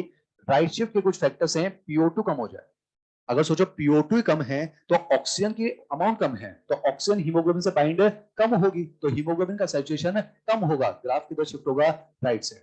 और समझे, वैसे पार्शियल प्रेशर ऑफ ऑक्सीजन जो है वो इंपॉर्टेंट फैक्टर है, और भी कुछ फैक्टर्स हैं जो हीमोग्लोबिन ऑक्सीजन की बाइंडिंग एफिनिटी को अफेक्ट कर सकते हैं। तो कौन कौन से, जैसे कि PCO2, अगर PCO2 बढ़ जाए तो भी ग्राफ राइट शिफ्ट हो जाता है। अगर मान लो कि H+ ज्यादा हो जाए तो भी राइट शिफ्ट हो जाता है, H+ ज्यादा, या फिर हम कह सकते हैं pH कम। एक और याद रखें, टेम्परेचर ज्यादा हो जाए, सब कुछ। तो एनसीईआरटी के हिसाब से याद रखता है। तो मुझे बताओ, राइट शिफ्ट क्या इंडिकेट कर रहा है, हीमोग्लोबिन का ऑक्सीजन से सैचुरेशन कम हो रहा है, इसका मतलब हीमोग्लोबिन ऑक्सीजन की बाइंडिंग एफिनिटी कम हो रही है, इसका मतलब ऑक्सीमोग्लोबिन बन रहा है, टूट रहा है, टूट रहा है। यानी समझना, ये जो फैक्टर्स हैं ये ऑक्सी हीमोग्लोबिन के डिसोसिएशन को फेवर करते हैं एट द टिश्यू लेवल। तो ये यहाँ पर कुछ लिखे हुए हैं, जरूर इनको याद रखें। देखो जैसे लिखा हुआ है, low PO2, high PCO2, high H+ and higher temperature. ये कहां पर है, टिश्यूज में, ये टिश्यू में। और एल्वुलाई में जस्ट उल्टा हो जाएगा, एल्वुलाई में जो है PO2 कम और बाकी नहीं, PO2 ज्यादा, और ये कुछ कम हो जाएंगे। तो इसकी वजह से हीमोग्लोबिन ऑक्सीजन की बाइंडिंग एफिनिटी बढ़ेगी, वहां पर सैचुरेशन ज्यादा होगा। तो ये फैक्टर्स इंपॉर्टेंट है, इनको आप अच्छे से पढ़कर ही मेन एग्जाम में जाएंगे। उसके बाद आता है बच्चों ट्रांसपोर्ट ऑफ कार्बन डाइऑक्साइड। इसमें सबसे इंपॉर्टेंट बात तो यही है कि मैक्सिमम CO2 का ट्रांसपोर्टेशन किस फॉर्म में होता है, बाइकार्बोनेट्स की फॉर्म में। ये जरूर आपको याद रखना।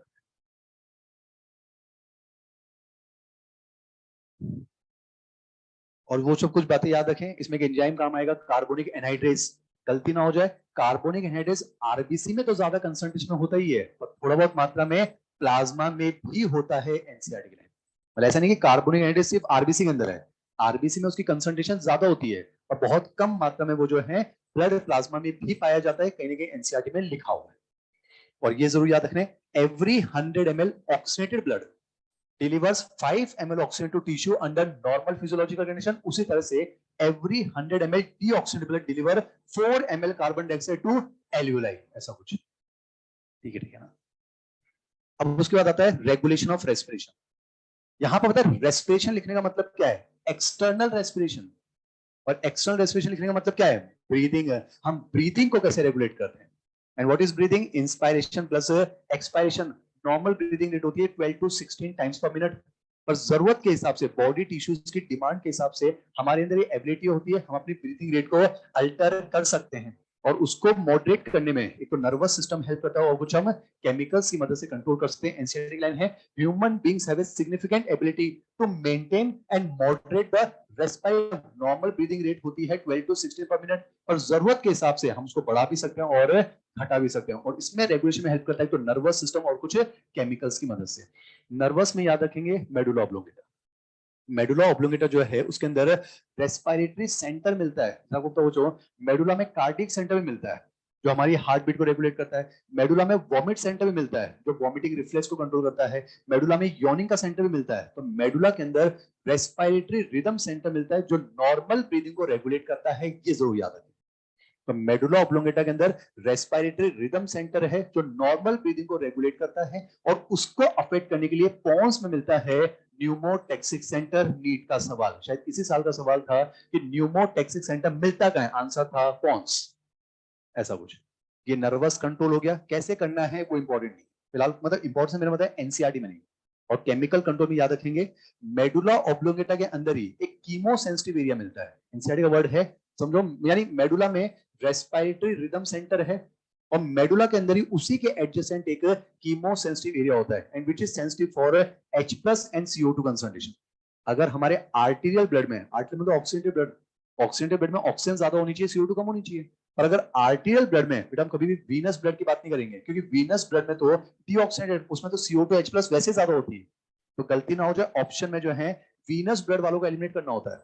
हम हमेशा आर्टीरियल ब्लड की बात करते हैं। अरे बेटा आर्टीरियल ब्लड यानी ऑक्सीडेटेड ब्लड, उसमें ऑक्सीजन ज्यादा होनी चाहिए, उसमें H प्लस CO2 कम होना चाहिए। पर कल को मान लो आर्टीरियल ब्लड में H प्लस CO2 ज्यादा हो जाए, इसका मतलब हमें ऑक्सीजन की जरूरत पड़ेगी। तो समझना, जो कीमो सेंसिटिव एरिया होता है ये आर्टीरियल ब्लड में H प्लस और CO2 को डिटेक्ट करता है। और अगर आर्टीरियल ब्लड में H प्लस CO2 ज्यादा हो जाए तो ये कीमो सेंसिटिव एरिया एक्टिवेट हो जाता है, रिदम सेंटर को एक्टिवेट करता है, इंस्पायरेशन करवा देता है ताकि ऑक्सीजन अंदर आ जाए। उसी तरह से कुछ कीमो रिसेप्टर्स होते हैं जो एओर्टिक बॉडी और कैरोटिड बॉडी में पाई जाते हैं, पर हाँ वो H प्लस और CO2 के लिए ज्यादा सेंसिटिव है। ऑक्सीजन के लिए उनकी सेंसिटिविटी काफी कम होती है, इसीलिए रेस्पिरेटरी रिदम को रेगुलेट करने में ऑक्सीजन का रोल काफी इनसिग्निफिकेंट होता है। इस पैराग्राफ की आखिरी लाइन है, the role of oxygen in the regulation of respiratory rhythm is quite insignificant. तभी तो जब भी क्वेश्चन आता ना कि रेस्पिरेशन को रेगुलेशन को लेकर, तो ऑक्सीजन वाले ऑप्शन से देख के काट देने होते हैं, क्योंकि ऑक्सीजन का रोल उसमें काफी इनसिग्निफिकेंट होता है। किसका रोल ज्यादा होता है? H प्लस और CO2 का। उसके बाद आते हैं बच्चों डिसऑर्डर्स। एक तो है ब्रोंकाइटिस, एक होता है ब्रोंकाइटिस शायद यहाँ पर नहीं है, एक होता है अस्थमा। अस्थमा जरूर याद रखें, पहली बात तो एलर्जी बीमारी है। ब्रोंकाइटिस में सिर्फ ब्रोंकाई का इन्फ्लेमेशन होता है, अस्थमा के अंदर ब्रोंकाई प्लस ब्रोंक्योल्स का इन्फ्लेमेशन होता है, ये जरूर याद। और जब ब्रोंकाई या ब्रोंक्योस में इन्फ्लेमेशन होगा तो उसमें डिफिकल्टी इन ब्रीदिंग हो जाती है, स्पेशली ड्यूरिंग एक्सपायरेशन। ल्यूमेन बहुत नैरो हो जाता है, एक्सपायर करते समय भी दम लगाना पड़ता है, तो अजीब सी घरघराहट की आवाज आती है, इसको बीजिंग कहा जाता है। तो एनसीईआरटी के हिसाब से याद रखें, एक तो एलर्जी बीमारी है, ब्रोंकाई के साथ साथ ब्रोंक्योस में इन्फ्लेमेशन हो जाता है, और यहाँ पर डिफिकल्टी इन ब्रीदिंग हो जाती है ना, और यहाँ पर बीजिंग देखने को मिलता है। M5 में इंपॉर्टेंट है, जरूर याद रखेंगे। प्रोलॉन्ग, ये पहली बात तो क्रॉनिक डिसऑर्डर है, मेन कारण होता है सिगरेट स्मोकिंग, और यहाँ पर रेस्पिरेटरी सरफेस एरिया डिक्रीज हो जाता है, जो याद रखें। और कुछ ऑक्यूपेशन ऐसे होते हैं जैसे स्टोन ब्रेकिंग इंडस्ट्रीज, वहां पर पत्थर तोड़े जाते हैं, तो जो डस्ट पार्टिकल्स होते हैं इंपॉर्टेंट है, पर ये इकोलॉजी वाले पोर्शन में इंपॉर्टेंट है। जो डस्ट पार्टिकल्स होते हैं, सिलिका के पार्टिकल, एस्बेस्टोस के पार्टिकल, ये अंदर चले जाते हैं, और इसकी वजह से डिसऑर्डर्स देखा जाता है। तो ऑक्यूपेशन से संबंधित कुछ बीमारियां हैं जिनको ऑक्यूपेशनल रेस्पिरेटरी डिसऑर्डर कहते हैं, इंपॉर्टेंट, जैसे कि सिलिकोसिस होता है, एस्बेस्टोसिस होता है, वो सब किसके एग्जाम्पल हैं? Occupational respiratory disorder. तो इसके बाद जो है कुछ क्वेश्चंस मैंने रखे हैं, 11:35 हो गए हैं। एक काम करें, सर्कुलेशन शुरू करें। बाकी जो मैंने यहाँ पर जो है वही आपके एग्जाम में आए क्वेश्चन रखे, तो मैं मान के चल रहा हूँ कि शायद आपने ये सॉल्व कर लिए होंगे। फिर भी अगर आपको लगे कि इनमें कोई चीज समझ नहीं हो, मेरा डाउट टाइम है, आप आ सकते हैं, मैं बाहर भी बैठ जाऊंगा, पर समय इंपॉर्टेंट बच्चों ना। हम एक काम करते हैं, अब हम दूसरे चैप्टर की तरफ चलते हैं, दैट इज सर्कुलेशन। जो लाइव टेलीकास्ट में है, क्या मेरी आवाज सुन पा रहे हैं? तुम क्यों यस सर बोल रहे हो? मैं उनसे पूछ रहा हूँ, जो लाइव टेलीकास्ट में है क्या मेरी आवाज सुन पा रहे हैं? पानी वानी पी लेते हैं बच्चों, फिर हम शुरू करेंगे। सर्कुलेशन का मतलब है body fluids and circulation.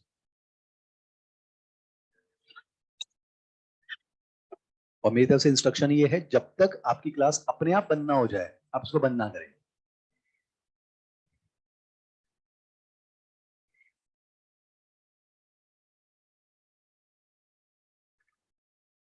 Body fluids and circulation एक इंपॉर्टेंट चैप्टर है क्योंकि इसमें ब्लड वाला एक टॉपिक है, और ब्लड वाले पोर्शन से एक क्वेश्चन आ जाता है और रिमेनिंग चैप्टर से एक क्वेश्चन आ जाता है। तो इस चैप्टर से मेन एग्जाम में दो क्वेश्चंस की पॉसिबिलिटी बनती है। और जो ब्लड वाला पोर्शन है उसमें मेनली चीजें हमें डायरेक्टली बाय हार्ट होनी चाहिए, याद होनी चाहिए कि हाँ प्लाज्मा 55% होता है, ब्लड कॉर्पसस 45% है। प्लाज्मा जो होता है वो स्ट्रॉ कलर का विस्कस लिक्विड होता है। एनसीईआरटी की लाइनें हैं, ये कुछ बातें हैं जो हमें एज इट इज याद होनी चाहिए। जैसे कि प्लाज्मा जो वो स्ट्रॉ कलर या फिर कहते हैं पेल येलो कलर है ना, और एनसीईआरटी का वर्ड जरूर याद रखें, plasma straw colour viscous fluid है। ऐसा नहीं वहां शरारत कर दे नॉन विस्कस फ्लूइड, तो आपको पता होना चाहिए प्लाज्मा जो है वो विस्कस फ्लूइड होता है और ये ब्लड का 55% पार्ट बनाता है। आपको पता है प्लाज्मा में 90 से लेकर 92% तो उसके अंदर वाटर होता है, और कुछ इंपॉर्टेंट चीजों में प्रोटीन्स मिलते हैं ना। प्लाज्मा में जो प्रोटीन्स हैं वो बहुत इंपॉर्टेंट है। आपके मेन एग्जाम में सीधे match the column based question आ जाता है। तो प्रोटीन्स के बारे में यहाँ पर तीन के बारे में लिखा हुआ है, फाइब्रिनोजन, ग्लोबुलिन एंड एल्बुमिन। ये जरूर याद होने चाहिए। आपको पता है एल्बुमिन जो है स्मॉलेस्ट प्लाज्मा प्रोटीन है ना, ये इंसाइड की बातें नहीं पर जरूर याद रखें। एल्बुमिन का मेन फंक्शन होता है ये ब्लड कोलेडल ऑस्मोटिक बैलेंस को मेंटेन करता है। आपके मेन एग्जाम का सवाल है एल्बुमिन को मैच कर देते हैं ऑस्मोटिक बैलेंस के साथ, ऐसा कुछ। फिब्रिनोजन जो होता है और जो प्रोथ्रोम्बिन होते हैं ये ब्लड कोगुलेशन में हेल्प करते हैं। और जो ग्लोबुलिन्स है आपने सुना अल्फा बीटा गामा, और गामा ग्लोबुलिन्स कुछ और नहीं होते, इम्यूनोग्लोबुलिन्स हैं। तो कहने को वो हमारी इम्यूनिटी यानी कि डिफेंस मैकेनिज्म में हेल्प करते हैं। तो यहाँ पर ये जो लिखा हुआ है ये बहुत इंपॉर्टेंट है, सवाल आ जाता है। फिब्रिनोजेंस जो होते हैं वो क्लॉटिंग या ब्लड कोगुलेशन में हेल्प करते हैं। जो ग्लोबुलिन्स होते हैं वो प्राइमरी इन्वॉल्व होते हैं डिफेंस मैकेनिज्म यानी इम्यूनिटी के अंदर। और एल्बुमिन का फंक्शन होता है ये ऑस्मोटिक बैलेंस में हेल्प करेगा। ये आपको जरूर याद होना चाहिए, वेरी इंपॉर्टेंट। फिर प्लाज्मा में और भी कुछ मिनरल आयंस होते हैं, तो कौन कौन से हैं जरूर याद रखें। सोडियम है, पोटेशियम है, कैल्शियम है, मैग्नीशियम है, जरूर याद रखें। प्लाज्मा में और भी बहुत सारी चीजें होती है। ब्लड प्लाज्मा से ग्लूकोज का ट्रांसपोर्ट होता है, अमीनो एसिड्स का होता है, हॉर्मोन्स का होता है, विटामिन का होता है। तो बहुत सारी चीजें प्लाज्मा में और मिलती है ना। अब बात आता है फॉर्म्ड एलिमेंट्स। ब्लड में क्या मिलता है आपको, तो ब्लड एक कनेक्टिव टिश्यूज में फाइबर्स कंप्लीटली एब्सेंट होते हैं, फॉल्स कनेक्टिव टिश्यू है। तो ब्लड में एक तो मैट्रिक्स है और सेल्स है। तो मैट्रिक्स को तो हमने कह दिया plasma, the matrix of the blood is known as plasma. और प्लाज्मा में प्रोटीन्स के बारे में जरूर याद रखेंगे। और ब्लड में जो सेल्स होते हैं उन्हें हम कहते हैं ब्लड कॉर्पसल्स, और उन्हीं को एनसीईआरटी कहती है फॉर्म्ड एलिमेंट्स। ये टर्म जरूर याद रखें, फॉर्म्ड एलिमेंट्स। और तीन टाइप के फॉर्म्ड एलिमेंट्स होंगे, आरबीसीज, डब्ल्यूबीसीज एंड प्लेटलेट्स। वैसे प्लेटलेट्स कंप्लीट सेल तो नहीं होते, वो सेल के फ्रेगमेंट्स होते हैं, इसलिए फॉर्म्ड एलिमेंट वर्ड ज्यादा बढ़िया है।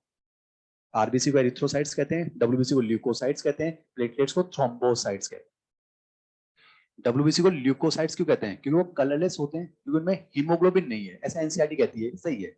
हीमोग्लोबिन नहीं है इसका मतलब ये है कि हीमोग्लोबिन जैसा, समझो कलर देने वाला कोई भी पिगमेंट नहीं है। आरबीसी के अंदर हीमोग्लोबिन है, रेड कलर देता है, इसलिए रेड कलर हो जाते हैं। डब्ल्यूबीसी जो है वो कलरलेस होते हैं, सब कुछ। फिर यहाँ पर इनके काउंट के बारे में लिखा हुआ है, तो ये पूरा याद करने वाला पोर्शन आपको याद होना चाहिए, पर टेस्ट में ध्यान से पढ़ना। एमएम क्यूब लिखा हुआ है, सीएम क्यूब लिखा हुआ है, तो यूनिट को जरूर चेक करेंगे, वहां गलती ना हो जाए। जैसे ये जो भी हम काउंट लिखते हैं पर क्यूबिक मिलीमीटर लिखते हैं। एक बार एफएमसी में पहले सवाल आया था, what is the unit count represent, मतलब काउंट का मतलब क्या होता है, उसका मतलब होता है पर एमएम क्यूब ऑफ ब्लड। तो जब भी हम किसी भी चीज की काउंटिंग करते हैं तो पर एमएम क्यूब में करते हैं। फिर उसको जो है 0 to 5 जो है इंटीग्रेट कर देते हैं। सो ना टोटल 5 लीटर ब्लड होता है, तो टोटल वैल्यू आ जाती है, ऐसा कुछ है ना। तो ये आरबीसीज, डब्ल्यूबीसीज, प्लेटलेट्स के बारे में जो है जरूर याद रखें। एम्स का फेवरेट पार्ट हुआ करता था ये फिगर। अब एम्स का एग्जाम नहीं है वो एक अलग बात है, पर एनसीईआरटी का फिगर है, हमें याद होना चाहिए।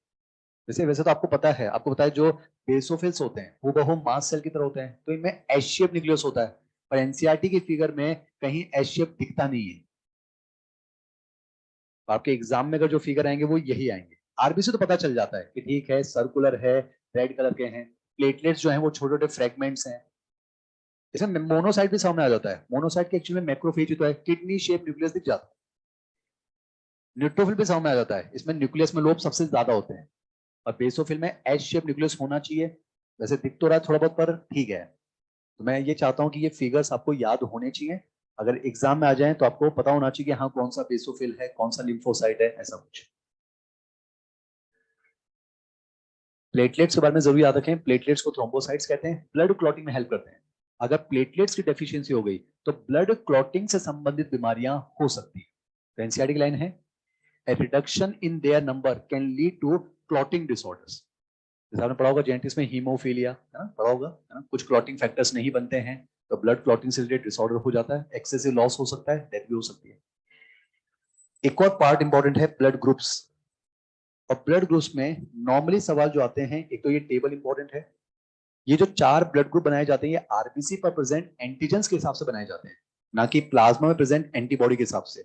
अगर किसी के आरबीसी पर ए एंटीजन है तो वो ब्लड ग्रुप ए है, अगर बी एंटीजन है तो बी ब्लड ग्रुप है, अगर दोनों एंटीजन है तो ए बी है, और ए और बी में से एंटीजन नहीं है तो जीरो ब्लड ग्रुप या फिर ओ ब्लड ग्रुप। यही जो 4 ब्लड ग्रुप बनाए गए हैं इस बेसिस पर बनाए गए कि आरबीसी पर एंटीजन कौन से हैं, और जाहिर सी बात है ओपोजिट प्लाज्मा में एंटीबॉडीज मिलती हैं। यहाँ डोनर ग्रुप लिखने का मतलब ये नहीं है कि ए वाला किसको डोनेट कर सकता है, क्या इसका मतलब ये हुआ कि इसके लिए डोनर कौन हो सकते हैं। यहाँ डोनर ग्रुप लिखने का मतलब ये है कि ए वाला किससे ब्लड ले सकता है, तो ए वाला ए और ओ से ले सकता है, बी वाला बी और ओ से ले सकता है, ए बी वाला सबसे ले सकता है, यूनिवर्सल एक्सेप्टर या यूनिवर्सल रिसिपिएंट। फिलहाल नीट का सवाल था, कहीं ना कहीं था, तो ए बी को यूनिवर्सल रिसिपिएंट कहते हैं, और ओ वाला जो है सिर्फ ओ से ले सकता है, वैसे ओ वाला सबको दे सकता है, यूनिवर्सल डोनर। यहाँ डोनर ग्रुप का मतलब ये नहीं है कि वो किसको डोनेट कर सकता है, इसका मतलब ये हुआ उसके लिए डोनर कौन है। तो इसको पढ़कर गलती ना हो जाए ना। आरएच ग्रुपिंग में जो इंपॉर्टेंट चीज है वो है एरिथ्रोब्लास्टोसिस फेटालिस। एक स्पेशल केस है, जरूर याद रखेंगे। मदर आरएच नेगेटिव हो, यहां लिखा हुआ है मदर आरएच नेगेटिव और फीटस आरएच पॉजिटिव बनने जा रहा है, मतलब मदर आरएच नेगेटिव और फादर आरएच पॉजिटिव। तो अगर उनका बेबी अगर आरएच पॉजिटिव बन रहा है तो फर्स्ट डिलीवरी तो सक्सेसफुल हो जाती है, और सेकेंड ऑफस्प्रिंग अगर आरएच पॉजिटिव होगा तो उसके डेथ के चांसेस बढ़ जाते हैं। मरना तय नहीं है, डेथ के चांसेस बढ़ जाते हैं, हम उसको बचा भी सकते हैं, एनसीईआरटी लिखती है। आप जरूर याद रखें एरिथ्रोब्लास्टोसिस फेटालिस किस केस में दिखा जाता है, कई बार एग्जाम में आ चुका है, किस कॉम्बिनेशन की बायोलॉजिकल मैरिज को रोकना चाहिए। तो आरएच नेगेटिव गर्ल और आरएच पॉजिटिव बॉय नहीं होना चाहिए, अगर ऐसा होगा तो सेकंड ऑफस्प्रिंग के डेथ के चांसेस बढ़ जाते हैं, उस सेकंड बच्चे में एरिथ्रोब्लास्टोसिस फेटालिस हो सकता है, उसमें सीवियर जॉन्डिस और सीवियर अनीमिया हो सकता है, एनसीईआरटी वर्ड। तो ये जरूर याद रखें, आरएच नेगेटिव मदर और आरएच पॉजिटिव फादर अगर होगा तो दूसरे बेबी के डेथ के चांसेस बढ़ जाते हैं, उसे हम कहते हैं एरिथ्रोब्लास्टोसिस फेटालिस। और ऐसा क्यों होगा, क्योंकि पहली डिलीवरी के टाइम मदर के अंदर आरएच एंटीजन जा चुके हैं और मदर आरएच नेगेटिव है, तो मदर को लगेगा कोई पराया आया है, तो उसके खिलाफ क्या बन जाएंगी, आरएच एंटीबॉडीज। और दोबारा अगर मान लो आरएच पॉजिटिव बच्चा बना तो वो एंटीबॉडीज जो है ब्लड से लीक होते हुए इस बच्चे के ब्लड में चली जाएंगी। एनसीआर लिखा हुआ है Rh antibodies can leak into the, कहने के लिखा हुआ है Rh antibodies can leak into the blood of the foetus जो आरएच पॉजिटिव बन रहा है, और उसके आरबीसी को डिस्ट्रॉय कर सकती है, उसमें सीवियर जॉन्डिस और अनीमिया हो सकता है, उसकी डेथ हो सकती है। पर इस केस में भी अगर आप दूसरे बच्चे को बचाना चाहते हो तो immediately after the delivery of first child मां को जो है आरएच एंटीबॉडीज दे दी जाती है। मुझे बताओ फर्स्ट डिलीवरी हुई, पहला बच्चा आरएच पॉजिटिव था, तो जाहिर बात है प्लेसेंटा रप्चर हुआ, ब्लड की मिक्सिंग हो गई, तो पहला बच्चा तो सक्सेसफुल निकल गया, पर उसके आरएच एंटीजन मां के अंदर गए, तो मां ने उसके खिलाफ क्या बनाई, आरएच एंटीबॉडी, और यही एंटीबॉडी तो दूसरे बच्चे को मारेगी। तो मदर में ये आरएच एंटीबॉडी बनने मत दो ना। तो जैसे पहले बच्चे की डिलीवरी होती है, इंपॉर्टेंट बात है immediately after the delivery of first child, इसमें समय नहीं लगाना होता है कि 4 महीने बाद, ऐसा नहीं, एनसीईआरटी कहती है immediately after the delivery of first child, मतलब पहला बच्चा तो निकल गया और तुरंत बाद जो है मां को रेडीमेड आरएच एंटीबॉडीज दे देते हैं, और पहले बच्चे के आरएच एंटीजन को ये रेडीमेड एंटीबॉडीज डिस्ट्रॉय करेगी और यूरिन से बाहर निकल जाएगी। तो मां के अंदर पहले बच्चे के आरएच एंटीजन ही नहीं बचे, तो मां का इम्यून सिस्टम आरएच एंटीबॉडी नहीं बनाएगी और कोई मेमोरी जनरेट नहीं होगी, तो दूसरा बच्चा भी अगर आरएच पॉजिटिव होगा तो वो भी सक्सेसफुली डिलीवर हो सकता है। इसलिए लिखा हुआ है इट मे बी फैटल, कहने का वर्ड लिखा हुआ है मे बी, मतलब समझो पहले दिस कुड बी फैटल, मतलब जरूरी नहीं कि दूसरा बच्चा मरेगा ही सही, बचा सकते हैं ना। मतलब immediately after the delivery of first child मां को आप जो है रेडीमेड एंटीजन आरएच एंटीबॉडीज दे दो।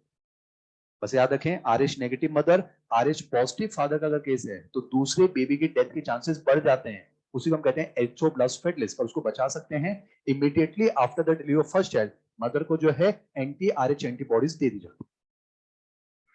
डाउट्स होंगे मैं डिस्कस कर लूंगा, पर फिलहाल हम इसको कंप्लीट करना चाह रहे हैं ना। फिर आता है कोगुलेशन ऑफ ब्लड, ये भी एक इंपॉर्टेंट सब टॉपिक है, इसे मेरे एग्जाम में सवाल आते हैं। पैराग्राफ में एक चीज तो याद रखें, calcium ion plays an important role in blood clotting. कई बार ऐसा आ जाता है ब्लड क्लॉटिंग में कौन से आयंस, तो याद रखेंगे लास्ट टाइम में क्या लिखा हुआ है, calcium ions plays a very important role blood clotting.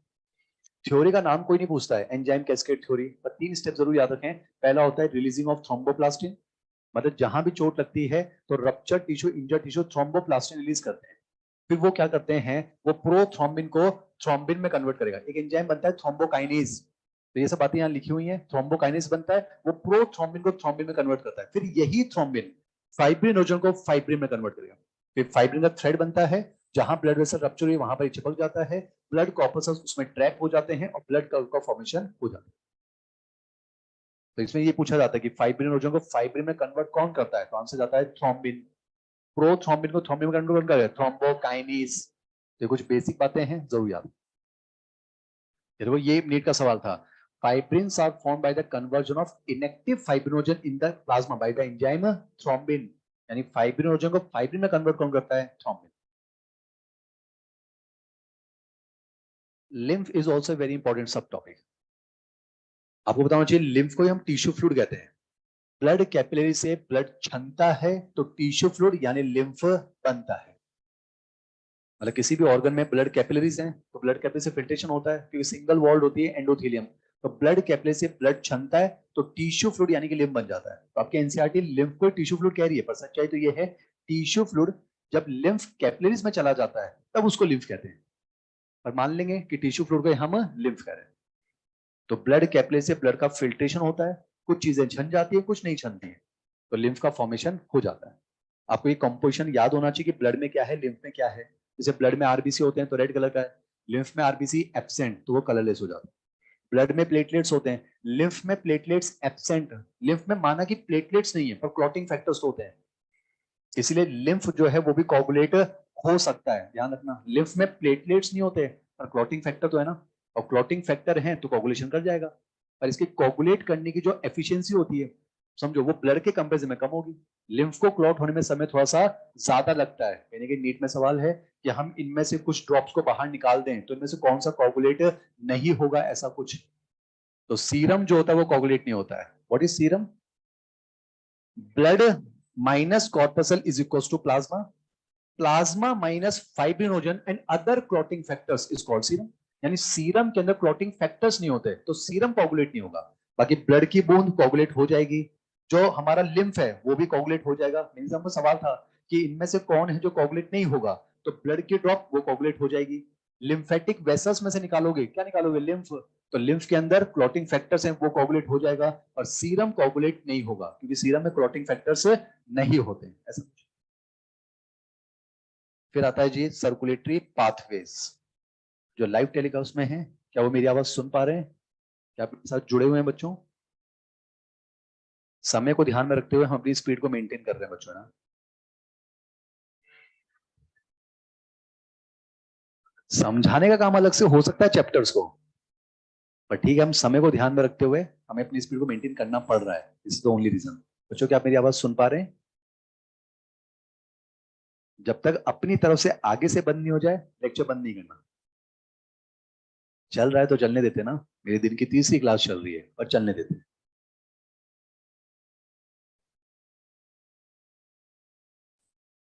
बच्चों क्या आप मेरी आवाज सुन पा रहे हैं?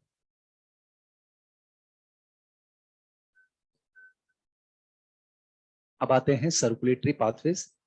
ये एक इंपॉर्टेंट पार्ट है पर ये सीधे याद करने वाला है ना। एक ओपन सर्कुलेशन होता है और एक क्लोज सर्कुलेशन होता है। इनमें ज्यादा एडवांटेजेस कौन सा होता है? क्लोज्ड, एनसीईआरटी का वर्ड है।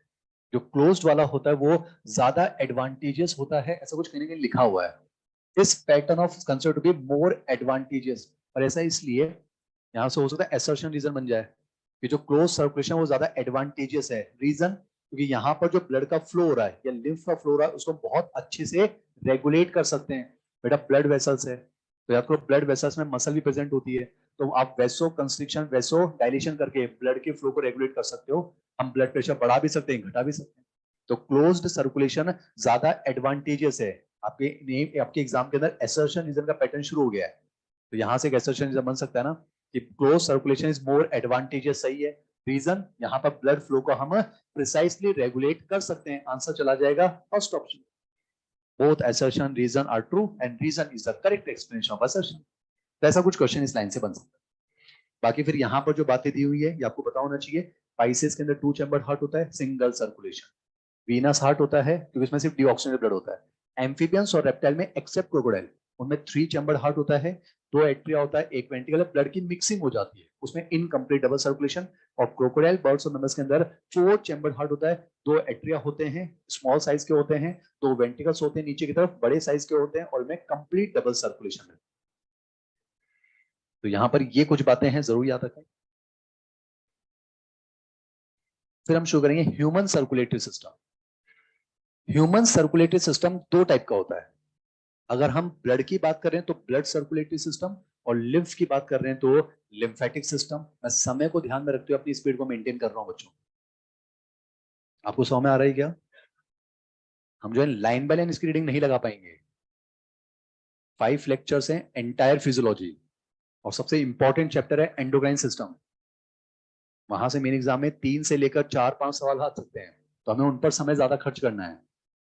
तो आप समझ रहे हैं मेरी प्रॉब्लम? तो इसलिए जो है हम अपनी स्पीड को नॉर्मली मेंटेन कर रहे हैं। ये हमारा दूसरा लेक्चर है ना, हमें स्पीड को मेंटेन करना चाहिए। सुने ना, सर्कुलेटरी सिस्टम ओपन होता है, क्लोज्ड होता है। हमारे अंदर क्लोज्ड यानी क्लोज्ड वेसल्स में फ्लो करेगा। अब फ्लो करेगा कौन? अगर ब्लड फ्लो करेगा तो blood circulatory system, lymph flow करेगा तो लिम्फेटिक सिस्टम। अब समझो, ब्लड सर्कुलेटरी सिस्टम में 3 चीज आती है, blood, blood vessels and heart. तो human blood circulatory system consist of blood, blood vessels and a pumping muscular organ that is heart. यहां ब्लड है तो वहां लिम्फ होगा, यहां ब्लड वेसल्स तो वहां लिम्फ वेसल, यहां हार्ट तो वहां पर लिम्फ नोड्स होते हैं, ऐसा कुछ। तो ह्यूमन सर्कुलेशन में 3 चीजें पढ़नी होती है, ब्लड, ब्लड वेसल्स और हार्ट। ब्लड हम पढ़ चुके हैं। ब्लड वेसल्स में आपको आइडिया होगा, आर्टरीज, वेन्स और कैपिलरीज। आर्टरीज की वॉल इलास्टिक होती है, वेन्स में नॉन इलास्टिक होती है। आर्टरीज की वॉल थिक होती है, ल्यूमेन नैरो हो जाता है। वेन्स की वॉल थिन होती है, ल्यूमेन ब्रॉड हो जाता है। कुछ बेसिक बातें हैं, ये पता होना चाहिए। और कैपिलरीज की वॉल में सिंगल लेयर मिलती है, एंडोथेलियम, सिंपल, इसलिए जो भी एक्सचेंज होना होता है वो सिर्फ कैपिलरीज की वॉल से होता है। आर्टरीज में ब्लड प्रेशर ज्यादा होता है, वेन्स में ब्लड प्रेशर कम होता है। ये कुछ बेसिक बातें पता होना चाहिए। अब हम बात करेंगे हार्ट के बारे में। यहाँ पर ह्यूमन हार्ट के बारे में कुछ बातें लिखी हुई हैं, तो जरूर याद रखें। पहली बात तो हमारा जो हार्ट है वो मीजोडर्म से बनकर आने वाला एक ऑर्गन है। एनसीईआरटी की लाइन है, heart is a mesodermally derived organ. Heart जो मीजोडर्म से बनता है, और ये हमारी थोरेसिक कैविटी में प्रेजेंट होता है, डायफ्राम के ऊपर होता है, होता बिल्कुल बीचों बीच है, पर स्लाइटली टिल्टेड टुवर्ड्स लेफ्ट, ऐसा कुछ, slightly tilted to the left. इसकी जो साइज होती है वो बंद मुट्ठी के बराबर होती है। अंगूठा अंदर करके बंद करें तो ऐसी जो मुट्ठी बनती है, इतने साइज का हमारा हार्ट होना चाहिए, ऐसा कुछ लिखा हुआ है। It has the size of a बंद मुट्ठी, क्लेंस्ड फिस्ट। हार्ट को प्रोटेक्शन देने के लिए उसके चारों एक डबल वॉल्ड स्ट्रक्चर मिलता है, उसे हम कहते हैं pericardium. Parietal pericardium, visceral pericardium, pericardial fluid होता है। लंग्स के चारों प्लूरल होती है, पेराइटल प्लूरा, विसरल, उसमें प्लूरल फ्लूइड होता है। ये बेसिक बातें पता होना चाहिए। हमारे हार्ट के अंदर 4 चैम्बर्स हैं। हम पढ़ रहे हैं ह्यूमन, तो हमारे हार्ट में 4 चैम्बर्स हैं। ऊपर 2 कंपैरेटिवली स्मॉल साइज के एट्रिया, नीचे 2 कंपैरेटिवली बड़े साइज के ventricles. NCERT, our heart is 4 chambers, 2 relatively small upper chambers. ऐसे नहीं कि वर्ड उल्टे चीजें कर दे वहां पर, तो इनको थोड़ा ध्यान से पढ़ना चाहिए ना, कि 2 small upper chambers called atria and 2 larger lower chambers called ventricle. अब आपको पता होना चाहिए, अगर मैं रफली डायग्राम बनाऊं, अगर मैं रफली डायग्राम यहां बनाने की कोशिश करूं कुछ इस तरह से, तो ये वाला राइट एट्रिया, ये लेफ्ट एट्रिया, ये राइट वेंट्रिकल और ये लेफ्ट वेंट्रिकल। एट्रिया और वेंट्रिकल्स के बीच में एक सेप्टा होगा, इसे हम कहेंगे एट्रियो वेंट्रिकुलर सेप्टा। दोनों एट्रिया के बीच में होगा इंटर एट्रियल सेप्टा, सेप्टा है ये, और वेंट्रिकल्स के बीच में होगा इंटर वेंट्रिकुलर सेप्टा। पहले बताओ, इन तीनों सेप्टास की पोजीशन कुछ ऐसी होती है कि वेंट्रिकल्स एट्रिया से बड़े हो जाते हैं, और वेंट्रिकल्स में अगर देखें तो लेफ्ट वेंट्रिकल राइट वेंट्रिकल से बड़ा है, और एट्रिया में देखें तो लेफ्ट एट्रिया राइट एट्रिया से छोटा है। यानी कि हमारे हार्ट का सबसे बड़ा चेंबर है लेफ्ट वेंट्रिकल। तो यहां से शुरू करके क्लॉकवाइज घूम जाइए, तो ये सबसे बड़ा है, ये उससे छोटा है, ये उससे छोटा, और ये सबसे छोटा है। अब ये सेप्टा किससे बने हुए हैं ये याद होना चाहिए, क्योंकि एनसीईआरटी क्या कहती है, ये जो एट्रियोवेंट्रिकुलर सेप्टा, ये थिक फाइब्रस सेप्टा है। मैं एनसीईआरटी की कुछ बातें आपको बता रहा हूं, वेरी इंपॉर्टेंट, गलती ना हो जाए। ये थिक फाइब्रस सेप्टा है, ये वाला थिन मस्कुलर सेप्टा है, ये वाला थिक मस्कुलर सेप्टा है। ये एनसीईआरटी ने इस पैराग्राफ में लिखा है, तो इनको बहुत आराम से पढ़ेंगे, गलती ना करें। जो एट्रियोवेंट्रिकुलर सेप्टा है ये थिक फाइब्रस है, thick fibrous. Interatrial thin muscular है और इंटरवेंट्रिकुलर थिक मस्कुलर है, ऐसा कुछ। और 4 चैम्बर्स बन जाते हैं। ब्लड सप्लाई आपको पता ही होगी, pulmonary veins, vena cavas, aorta, pulmonary artery, वो कुछ बेसिक बात है ना। अब एक और सबसे इंपॉर्टेंट चीज है, द लोकेशन ऑफ वाल्व्स, और एग्जाम में आ जाता है, आपको पता होना चाहिए। यहां पर लेफ्ट एवी फोरामेन, यहाँ राइट एवी फोरामेन। लेफ्ट एवी फोरामेन में होता है बाइकस्पिड वॉल या मिट्रल वॉल, और राइट एवी फोरामेन में होता है ट्राइकस्पिड वॉल। मर्सिडीज बेंज के लोगो की तरह दिखता है, बहुत साल पहले एम्स में जीके में सवाल, मर्सिडीज बेंज का लोगो। तो ट्राइकस्पिड वॉल कुछ ऐसा है ना, नीट में नहीं आएगा आपके मेन एग्जाम में, यही आया था कि ये मैच द फॉलोइंग आ जाती है कि वॉल्स किसमें है। तो ट्राइकस्पिड वॉल राइट चैम्बर्स के बीच में है, जबकि बाइकस्पिड वॉल लेफ्ट चैम्बर्स के बीच में। तो आपको पता है यहां से एओर्टा निकलेगा, यहां से पल्मोनरी आर्टरी, यहां पर होंगे सेमिल्यूनर वॉल, और सेमिल्यूनर वॉल भी ट्राइकस्पिड होते हैं, ध्यान रखना। मतलब बाइकस्पिड बस ये है, इसमें 2 कस्प हैं, बाकी सब में 3-3 कस्प हैं, पर इनको ट्राइकस्पिड नहीं बोलते नॉर्मली, इनको सेमिल्यूनर कहते हैं। अगर आ जाए ट्राइकस्पिड वॉल कहां है, तो दोनों राइट चैम्बर्स के बीच में है। बाकी ये होते ट्राइकस्पिड है, पर इनको सेमिल्यूनर बोलते हैं। यहाँ पर एओर्टिक सेमिल्यूनर और यहाँ पर पल्मोनरी सेमिल्यूनर वॉल। तो जरूर याद रखें, वॉल की पोजीशन पूछा जाता है बच्चों, है ना। फिर एक इंपॉर्टेंट चीज आती है, conducting system of A myogenic heart. ये भी इंपॉर्टेंट है। जैसे यहां पर हार्ट का, मैं आपको एनसीईआरटी का पैराग्राफ समझा देता हूँ। ये एवी सेप्टा, इंटरएक्टियल सेप्टा, इंटरवेंट्रुलर सेप्टा। यहाँ पर जो है बाइकस्पिड वॉल, यहाँ पर ट्राइकस्पिड वॉल, कुछ इस तरह से। ये राइट एट्रिया, ये लेफ्ट एट्रिया, ये राइट वेंट्रिकल, ये लेफ्ट वेंट्रिकल। इस पैराग्राफ में एनसीईआरटी ने हार्ट का कंडक्टिंग सिस्टम समझाया है। और आपको तो हमारा मायोजेनिक हार्ट होता है, कुछ में न्यूरोजेनिक हार्ट होता है, ये वर्ड जरूर याद रखना। अब कंडक्टिंग सिस्टम में एनसीईआरटी की लाइन जरूर याद रखें, the entire heart is made up of muscles. एस्टिस आ जाए सही मान लेंगे, the entire heart is made up of cardiac muscles. और आपको पता होगा लेफ्ट वेंट्रिकल की मायोकार्डियम सबसे ज्यादा थिक होती है, मतलब सबसे बड़ा चैम्बर लेफ्ट वेंट्रिकल, और उसकी मायोकार्डियम सबसे थिक होती है ना। अब मैं कंडक्टिंग सिस्टम बस रिवाइज करवा देता हूँ। 2 नोड लाइक स्ट्रक्चर होते हैं, SA node and AV node. SA node sinoatrial node, AV node atrioventricular node. Position important है, एसे नोड कुछ यहाँ है, एवी नोड कुछ यहाँ है। पहले तो ये राइट एट्रिया है, ये राइट एट्रिया का राइट साइड, ये उसका लेफ्ट साइड। तो ऐसे नोड कहां है, it is situated on the right upper corner of the right atria. AV node कहां है, it is situated on the left lower corner of the right atria close to the AV septa. तो position जरूर याद है, ये ऐसे node है, ये एबी नोड है, ये जुड़े होते हैं कुछ इंटरनोडल पाथवे से। अब एनसीईआरटी का पैराग्राफ समझा रहा हूं, सुन लेना। एवी नोड से एक बंडल निकलता है, यानी एवी बंडल। एनसीईआरटी लिखती है a bundle of muscle fibres continues through the AV node, कहीं लिखा हुआ है, कहीं a bundle of nodal fibres, atrioventricular bundle, AV bundle continues from the AV node. यानी एवी नोड से एक बंडल निकलता है ऐसे, इसी को हम कहते हैं एवी बंडल, या इसी को कहते हैं bundle of His. AV bundle को ही कहते हैं बंडल ऑफ हिस, ये ध्यान रखिए, मेडिकल कॉलेज का statement. AV bundle is known as bundle of His, to be very clear. His जो है वो साइंटिस्ट का नाम है। यानी आप देखो, एवी बंडल से नहीं, एवी नोड से एवी बंडल निकला। अब ये ऐसे चलता है, और ध्यान से देखो, एवी सेप्टा को पियर्स करता है, एट्रियोवेंट्रिकुलर सेप्टा को पास करता है, और इंटरवेंट्रिकुलर सेप्टा के टॉप पर इमर्ज होता है। ये इंटरवेंट्रिकुलर सेप्टा का बॉटम, ये उसका टॉप। तो समझना, a bundle of nodal fibres continues through the AV node, it passes through the atrioventricular septa to emerge on the top of interventricular septa and immediately divides into bundle branches. एक left bundle branch और एक right bundle branch. NCERT, a bundle of nodal fibers, यानी कि AV bundle और bundle of His continues from the AV node, AV node से continue हुआ, which passes through the atrioventricular septa, atrioventricular septa को pass कर गया, और कहां इमर्ज हुआ, to emerge on the top of interventricular septa, interventricular septa के top पर इमर्ज हो गया, और यहां पर आते इमीडिएटली दो ब्रांच में डिवाइड हो गया and immediately divides into right and left bundle branch. फिर इन बंडल ब्रांचेस से पतले पतले फाइबर्स जो कि एंटायर वेंट्रिकल की मस्कुलेचर में फैल जाते हैं, इन्हें कहा जाता है पर्किंजे फाइबर्स।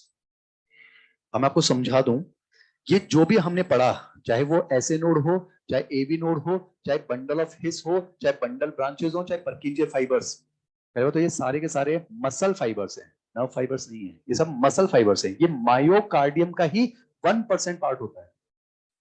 मायोकार्डियम मसल है, मसल टिश्यू है, टिश्यू बनेगा ग्रुप ऑफ सेल, और मसल टिश्यू के सेल मसल फाइबर। तो मायोकार्डियम में तो बहुत सारे मसल फाइबर हैं, उन सब में से 1% मसल फाइबर को कहते हैं नोडल टिश्यू।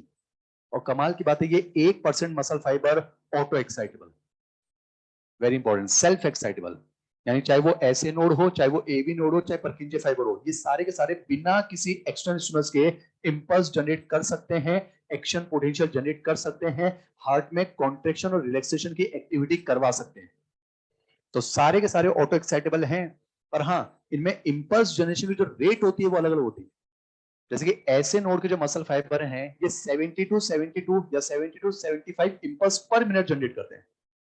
एवी नोड वाला 40 टू 45 पर मिनट, पर्किंजे फाइबर्स 18 टू 25।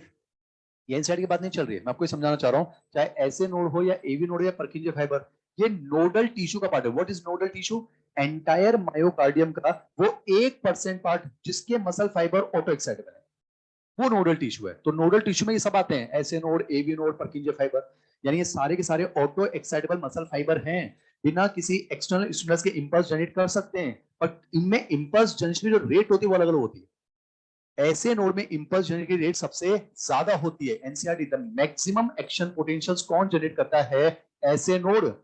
तो जब ये इंपल्स जनरेट कर रहा होता है, बाकी कोई इंपल्स जनरेट नहीं करते हैं, बस उसी की इंपल्स आगे चलती चली जाती है और उसी के हिसाब से हार्ट में कॉन्ट्रेक्शन और रिलैक्सेशन देखा जाता है, और उसी के हिसाब से फिर हार्ट बीट करता है, उसके हिसाब से हार्ट बीट करता है। तो दिल के धड़कने की जो रफ्तार होगी, हार्ट के बीट करने की जो पेस होगी, एक होता है स्पिन बॉलर, एक होता है पेस बॉलर, यानी कि रफ्तार। तो दिल के धड़कने की, हार्ट के बीट करने की जो रफ्तार होगी, पेस, उस रफ्तार को बनाने वाला, उसका मेकर कौन है? ऐसे नोड, तो वो कहलाता है पेस मेकर ऑफ हार्ट। मैं फिर कह रहा हूं, एवी नोड भी इंपल्स जनरेट कर सकता है, पर्किंजे फाइबर्स भी कर सकते हैं, बट चूंकि ऐसे नोड एक्शन पोटेंशियल सबसे ज्यादा जनरेट करता है, तो it is responsible for initiating and maintaining the contractile rhythmic activity of the heart, hence it is referred to as the pacemaker of heart. NCERT. समय नहीं है आपके पास, वरना मैं आपको और समझाता। The SA node can generate the maximum number of action potentials, that is 70 to 75 per minute, and is responsible for initiating and maintaining the rhythmic contractile activity of the heart. Therefore, it is called the pacemaker. फिर से एक assertion reason clearly है ना? SA node is known as the pacemaker of heart. सही है, because it generates maximum action potential and is responsible for initiating and maintaining the contractile rhythmic activity of the heart. Both assertion reason are correct, and reason is the correct explanation of assertion. Cardiac cycle, cardiac cycle एक बड़ा topic है, समझाया जा सकता है, पर मुझे लगता है कि कार्डियक साइकिल जो एनसीईआरटी में लिखा हुआ है, कम से कम उसको आप पढ़ लें। कोई डाउट हो तो आप मुझसे प्लीज पूछ लीजिएगा। इन 5 लेक्चर्स के अंदर मैं आपको कार्डियक साइकिल नहीं समझा पाऊंगा, टू बी वेरी क्लियर। पर क्या लिखा हुआ है थोड़ा पता होना चाहिए ना। पर हाँ, कार्डियक साइकिल में कुछ वर्ड्स आते हैं, जैसे एक वर्ड आता है stroke volume. What is stroke volume? The volume of blood pumped by each ventricle in one heart beat, वो कहलाता है stroke volume. What is cardiac output? The volume of blood pumped by each ventricle in 1 minute. तो cardiac output is equals to stroke volume into heart rate, ये पता होना चाहिए। और हाँ, स्ट्रोक वॉल्यूम को ही कहते हैं बीट वॉल्यूम, ये पता होना चाहिए। कितनों को पता नहीं था? एनसीईआरटी का शब्द है ये। समरी आ जाता तो, अगर आ जाए cardiac output is equals to beat volume into heart rate, सही है। एनसीईआरटी समरी कहीं ना कहीं लिखा हुआ है स्ट्रोक और बीट वॉल्यूम, तो ये वर्ड आपको पता होना चाहिए। मुझे पता था, शायद नहीं पता होगा, तो ये वर्ड आपको पता होना चाहिए। स्ट्रोक वॉल्यूम को ही बीट वॉल्यूम कहते हैं, तो ये टर्म पता होना चाहिए बस। बाकी वो सब आप जानते ही हैं, सिस्टोल मतलब कॉन्ट्रैक्शन, डायस्टोल मतलब रिलैक्सेशन। तो कार्डिक साइकिल को एक बार आप पढ़कर देख लेंगे, कोई डाउट होगा आप मुझसे पूछ लेंगे। अब आता है जी इलेक्ट्रोकार्डियोग्राफ, फिर से एक इंपॉर्टेंट सब टॉपिक, और यहां से मैच द कॉलम क्वेश्चन आने की पॉसिबिलिटी बहुत ज्यादा होती है। जो लाइव टेलीकास्ट में है, क्या वो मेरी आवाज सुन पा रहे हैं? मैं आपको ईसीजी के बारे में थोड़ा सा एनसीईआरटी को जस्टिफाई करना चाहूंगा। बच्चों, क्या आप मेरी आवाज सुन पा रहे हैं? धन्यवाद। लेक्चर बंद नहीं करना है जब तक चल रहा है, चलने देते हैं। मेरी आवाज भी तो चल रही है, तीसरा लेक्चर चल रहा है दिन का। आप जाग रहे हैं ना बच्चों? समय के हिसाब से चल रहा हूं बस, है ना। Cardiac cycle 0.8 second, atrial systole, atrial diastole, ventricular systole, ventricular diastole, joint diastole, लब डब, वेरी इंपॉर्टेंट। तो मॉड्यूल में जो एक गोला बना हुआ है, मॉड्यूल में ऐसा कुछ एक गोला बना हुआ है, मॉड्यूल में बना हुआ है क्या, वो जरूर याद कर लीजिएगा। कार्डिक साइकिल के क्वेश्चन इससे सॉल्व हो जाते हैं। और फिलहाल जो है समय को ध्यान में रखते हुए मैं ये टॉपिक फिलहाल नहीं पढ़ा पाऊंगा। आपको पता होना चाहिए, बाहर वाला सर्कल एट्रिया को रिप्रेजेंट कर रहा है, अंदर वाला वेंट्रिकल्स को, मॉड्यूल के हिसाब से। ये 0.1 सेकंड, 0.1, 0.1, 0.1, 0.1, तो ड्यूरेशन होता है 0.8 सेकंड। अगर मैं रन दूं तो वो सिस्टोल है, यानी कॉन्ट्रेक्शन, और ऐसे ब्लैंक छोड़ दूं तो वो डायस्टोल को रिप्रेजेंट कर रहा है। तो एट्रिया में सिस्टोल कितनी देर होता है? 0.1 सेकंड, 0.7 सेकंड के लिए डायस्टोल होता है। वेंट्रिकल में सिस्टोल कितना होता है? 0.3 सेकंड, तो 0.5 सेकंड डायस्टोल होता है। यहां से वेंट्रिकल में सिस्टोल शुरू होगा, यहां से वेंट्रिकल में डायस्टोल शुरू होगा, और यहां से लेकर यहां तक जो आधी साइकिल वो है जॉइंट डायस्टोल, 0.4 सेकंड। जब वेंट्रिकल में सिस्टोल शुरू होता है तो आइसोमेट्रिक कॉन्ट्रेक्शन होता है, जो एवी वॉल्व होते हैं वो बंद होते हैं, आवाज आती है लब, first heart sound. Basic basic बातें बता रहा हूं। जब वेंट्रिकल में सिस्टोल शुरू होता है, आइसोमेट्रिक कॉन्ट्रेक्शन होता है, जो कस्पिड वॉल्स हैं, बाइकस्पिड और ट्राइकस्पिड, एवी वॉल्स बंद होने से आवाज आती है लब। और जब वेंट्रिकुलर सिस्टोल समाप्त होता है, या फिर कहते हो जब वेंट्रिकुलर डायस्टोल शुरू होता है, तो यहां पर आइसोमेट्रिक रिलैक्सेशन होता है, सेमी लिनोर वॉल्व बंद होते हैं और आवाज आती है तब। यह है सेकंड हर्ट साउंड। तो लब आया है, फिर डब आया है, फिर से जब लब आ जाएगा तो एक कार्डिक साइकिल खत्म हो जाएगी। तो कुछ बेसिक बातें याद रखें। वैसे कार्डिक साइकिल के दौरान 4 हर्ट साउंड आते हैं, पर ये 2 प्रोमिनेंट हैं जिनको स्टेथोस्कोप की मदद से आसानी से सुना जा सकता है, and these sounds are of clinical significance. तो वेंट्रिकुलर सिस्टोल की शुरुआत पर एवी वॉल के बंद होने से आता है लब, फर्स्ट हर्ट साउंड, और वेंट्रिकुलर डायस्टोल की शुरुआत पर सेमी वॉल बंद होने की वजह से आवाज आती है डब, ऐसा कुछ। बाकी कार्डिक सेल में वो कैलकुलेशन जरूर याद रखें। कार्डिक आउटपुट बराबर stroke volume into heart rate, stroke volume को बीट वॉल्यूम भी कहते हैं। ये शब्द मिस नहीं होना चाहिए ना। अब हम बात करते हैं इलेक्ट्रोकार्डियोग्राफ। पहले तो एक वर्ड आता है ईसीजी, एनसीईआरटी ने हेडिंग गलत लिख दिया है। ईसीजी शब्द का फुल फॉर्म होता है इलेक्ट्रोकार्डियोग्राम, और एनसीईआरटी ने लिख दिया इलेक्ट्रोकार्डियोग्राफ। तो ये हेडिंग गलत है बच्चों, और एनसीईआरटी का है। मुझे लगता है कि आपको सही चीज के साथ जाना चाहिए। मेन एग्जाम में अगर ईसीजी का फुल फॉर्म आ जाए तो आंसर वो भी इलेक्ट्रोकार्डियोग्राम। समझाता हूं, जो ग्राफ बनता है ना, ग्राफ, ये ग्राफ ईसीजी है। This is the diagrammatic representation of A ECG. तो इलेक्ट्रोकार्डियोग्राम है ये, क्योंकि जो ग्राफ है वो ग्राम है, और इसको बनाने का जो यंत्र होता है वो इलेक्ट्रोकार्डियोग्राफ है।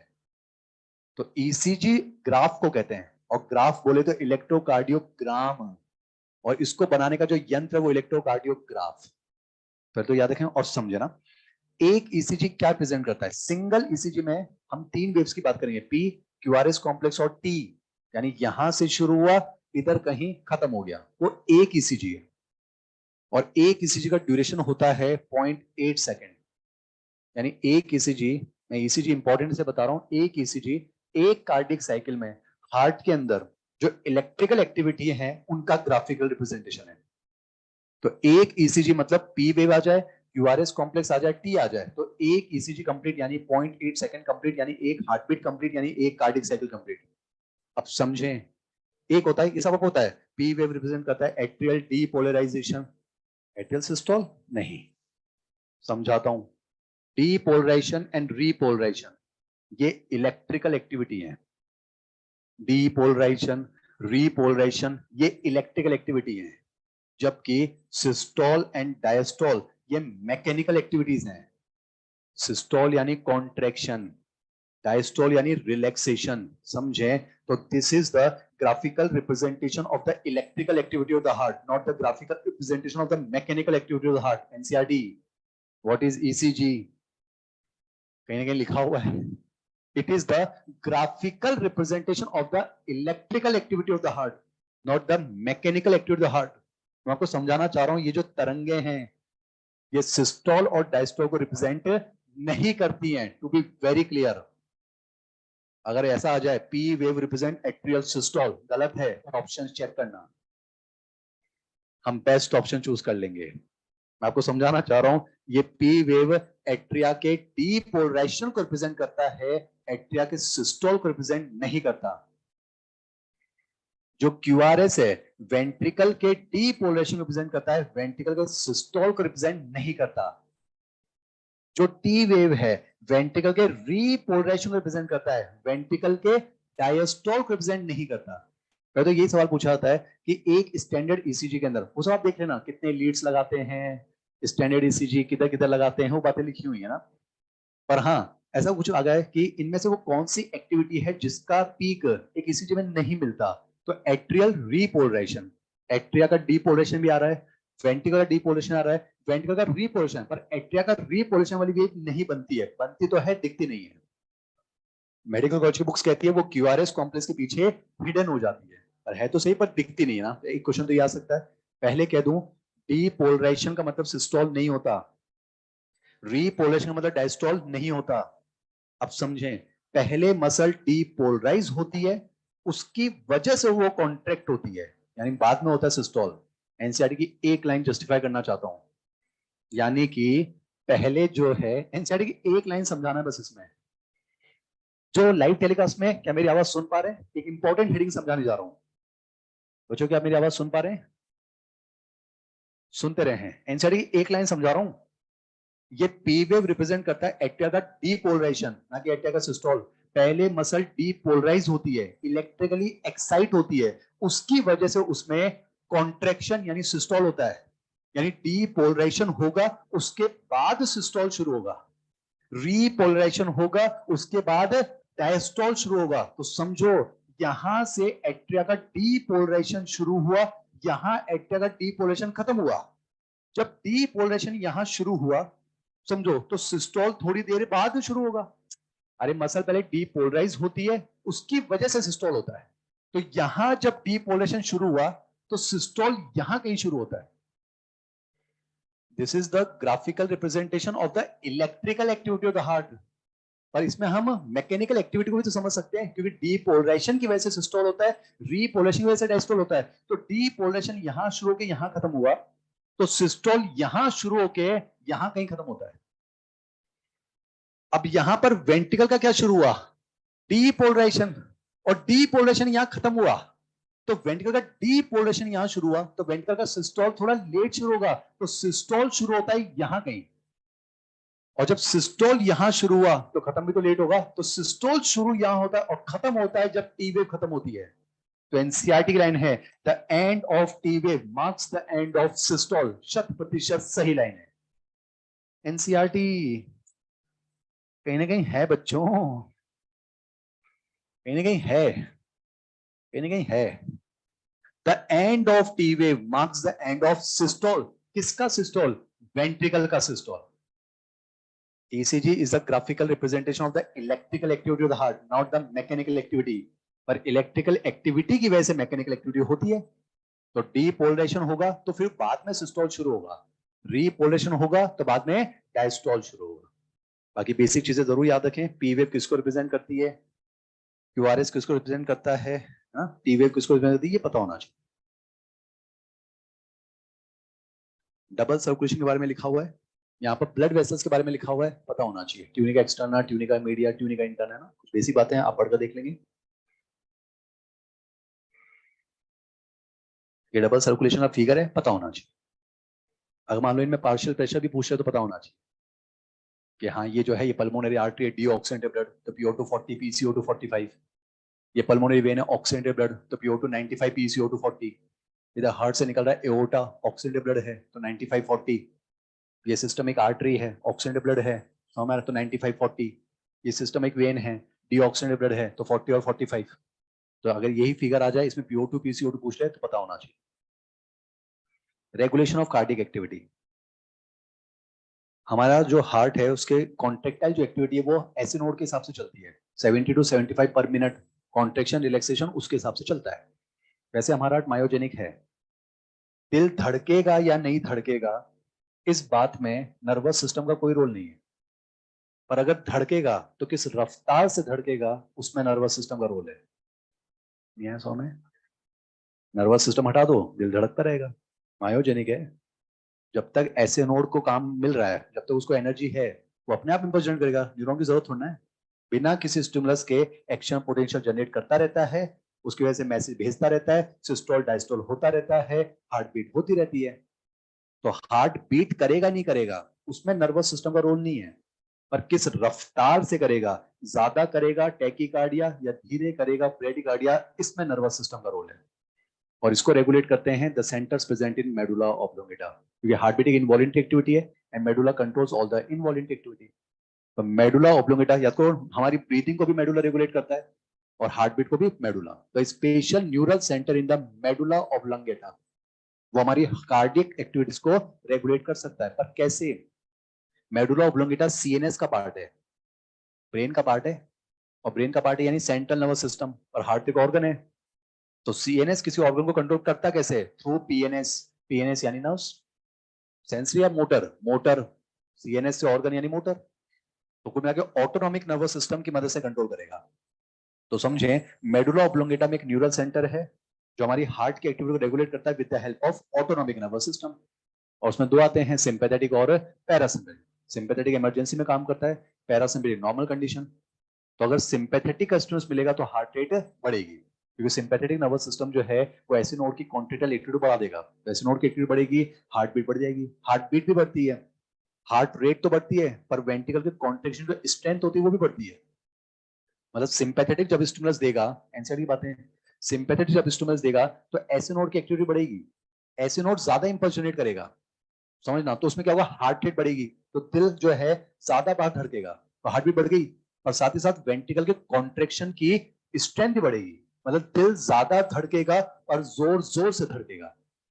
तो समझना, the rate of heart beat भी बढ़ेगी और वेंट्रिकल के कॉन्ट्रेक्शन की स्ट्रेंथ भी बढ़ेगी। और जब वेंट्रिकल ज्यादा फोर्स के साथ कॉन्ट्रैक्ट करेंगे तो ब्लड भी ज्यादा पंप करेंगे। कहां 70 ml कर रहे थे, इस बार ज्यादा कर देंगे, तो स्ट्रोक वॉल्यूम बढ़ जाएगा, तो कार्डियक आउटपुट भी तो बढ़ जाएगा। तो NCERT, the stimulus from the sympathetic nervous system increases the rate of heart beat, the strength of ventricle contraction and thereby the cardiac output.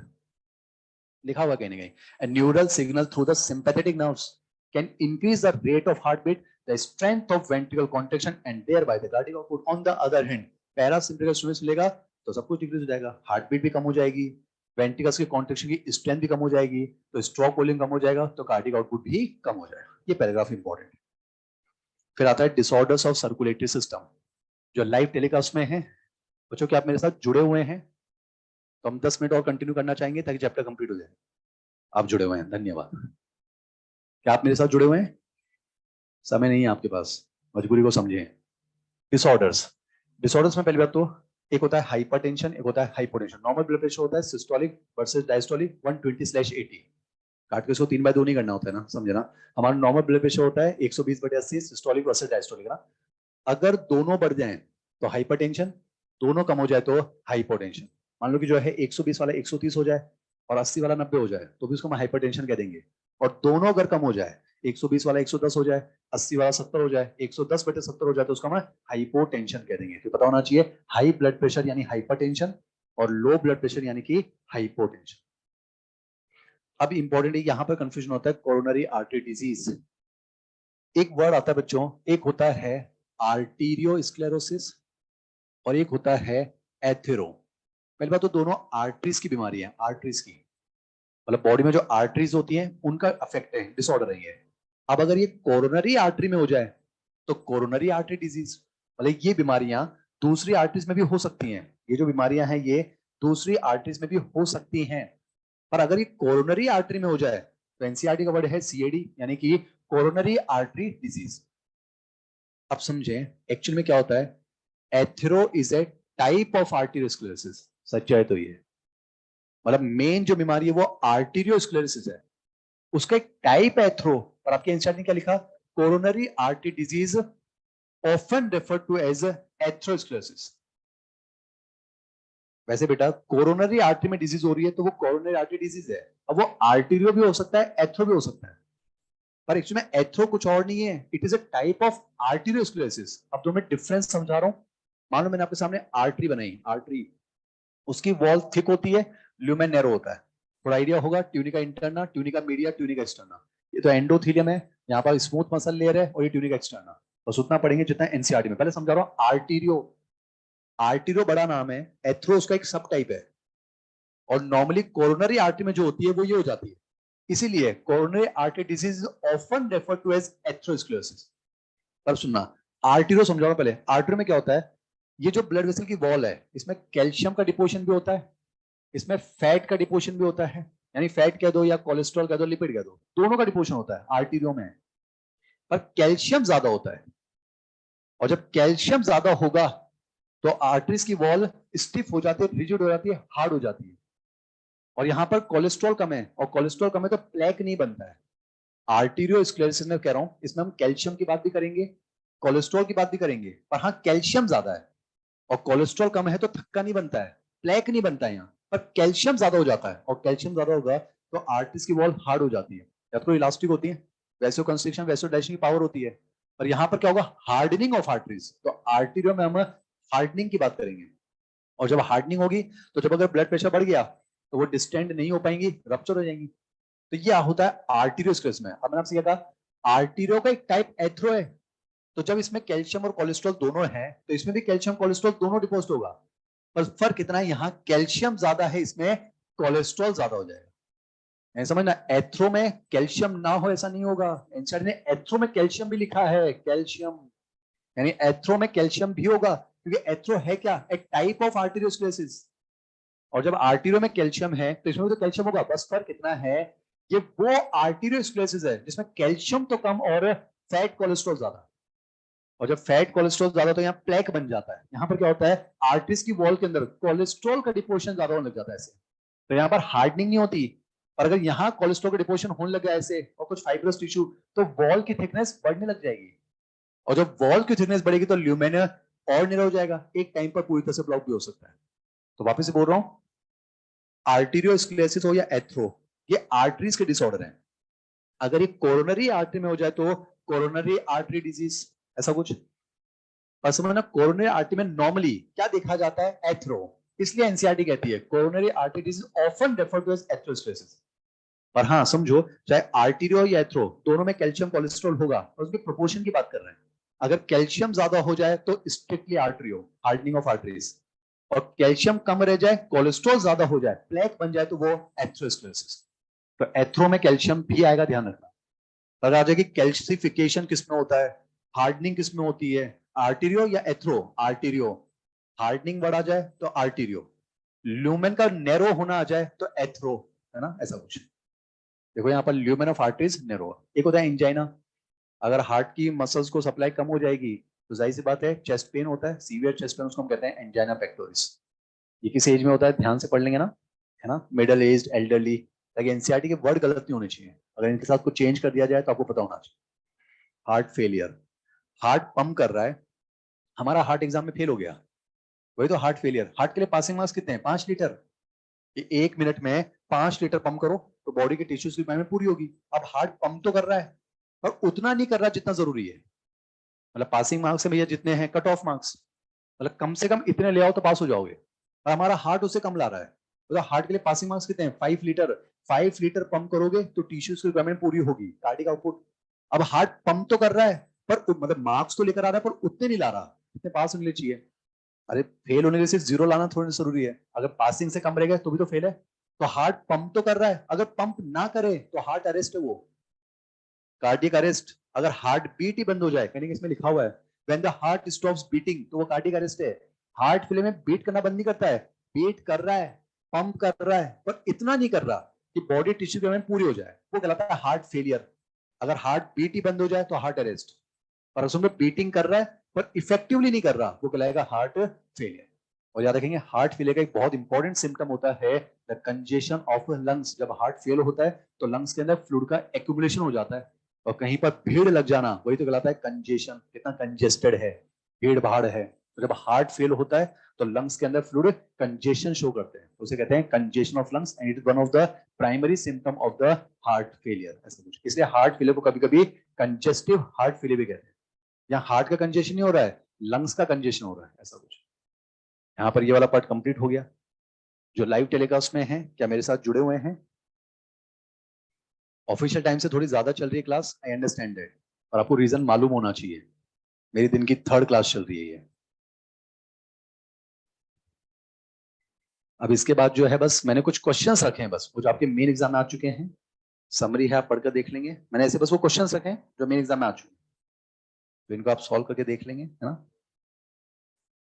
Very easy है ना। कुछ क्वेश्चंस मैंने रखे हैं ना, लेक्चर बंद करें बच्चों? तुम लोग बोलते क्यों नहीं हो? कुछ और बचा है रेस्पिरेशन सर्कुलेशन में, पर हम जो है समय को ध्यान में रखते हुए मुझे लगा कि ये सबसे बेस्ट तरीका है, तो इसलिए जो है मैं ये जो एग्जाम के आए हुए क्वेश्चन है मैंने रख तो दिए हैं, मैं मान के चल रहा हूँ आप सॉल्व कर चुके होंगे। फिर भी अगर उनमें अगर आपको कोई भी डाउट्स रह जाता है, आप मेरे पास आ सकते हैं। मैं आज शाम को आपको अपना डाउट टाइमिंग बता चुका हूँ, 4 से 7। तो अगर आपको लगता है तो आप जो है सम्यक 2nd फ्लोर पर SRG में मैं जरूर मिलूंगा। मैं अपना नंबर लाइव टेलीकास्ट में भी शेयर कर चुका हूँ, अगर आपको कोई भी डाउट्स हो तो आप मुझे व्हाट्सएप कर सकते हैं, या फिर सबसे बेस्ट प्लेटफॉर्म होता है LN+, तो वहां पर आपको रिस्पॉन्स जरूर मिलेगा ना।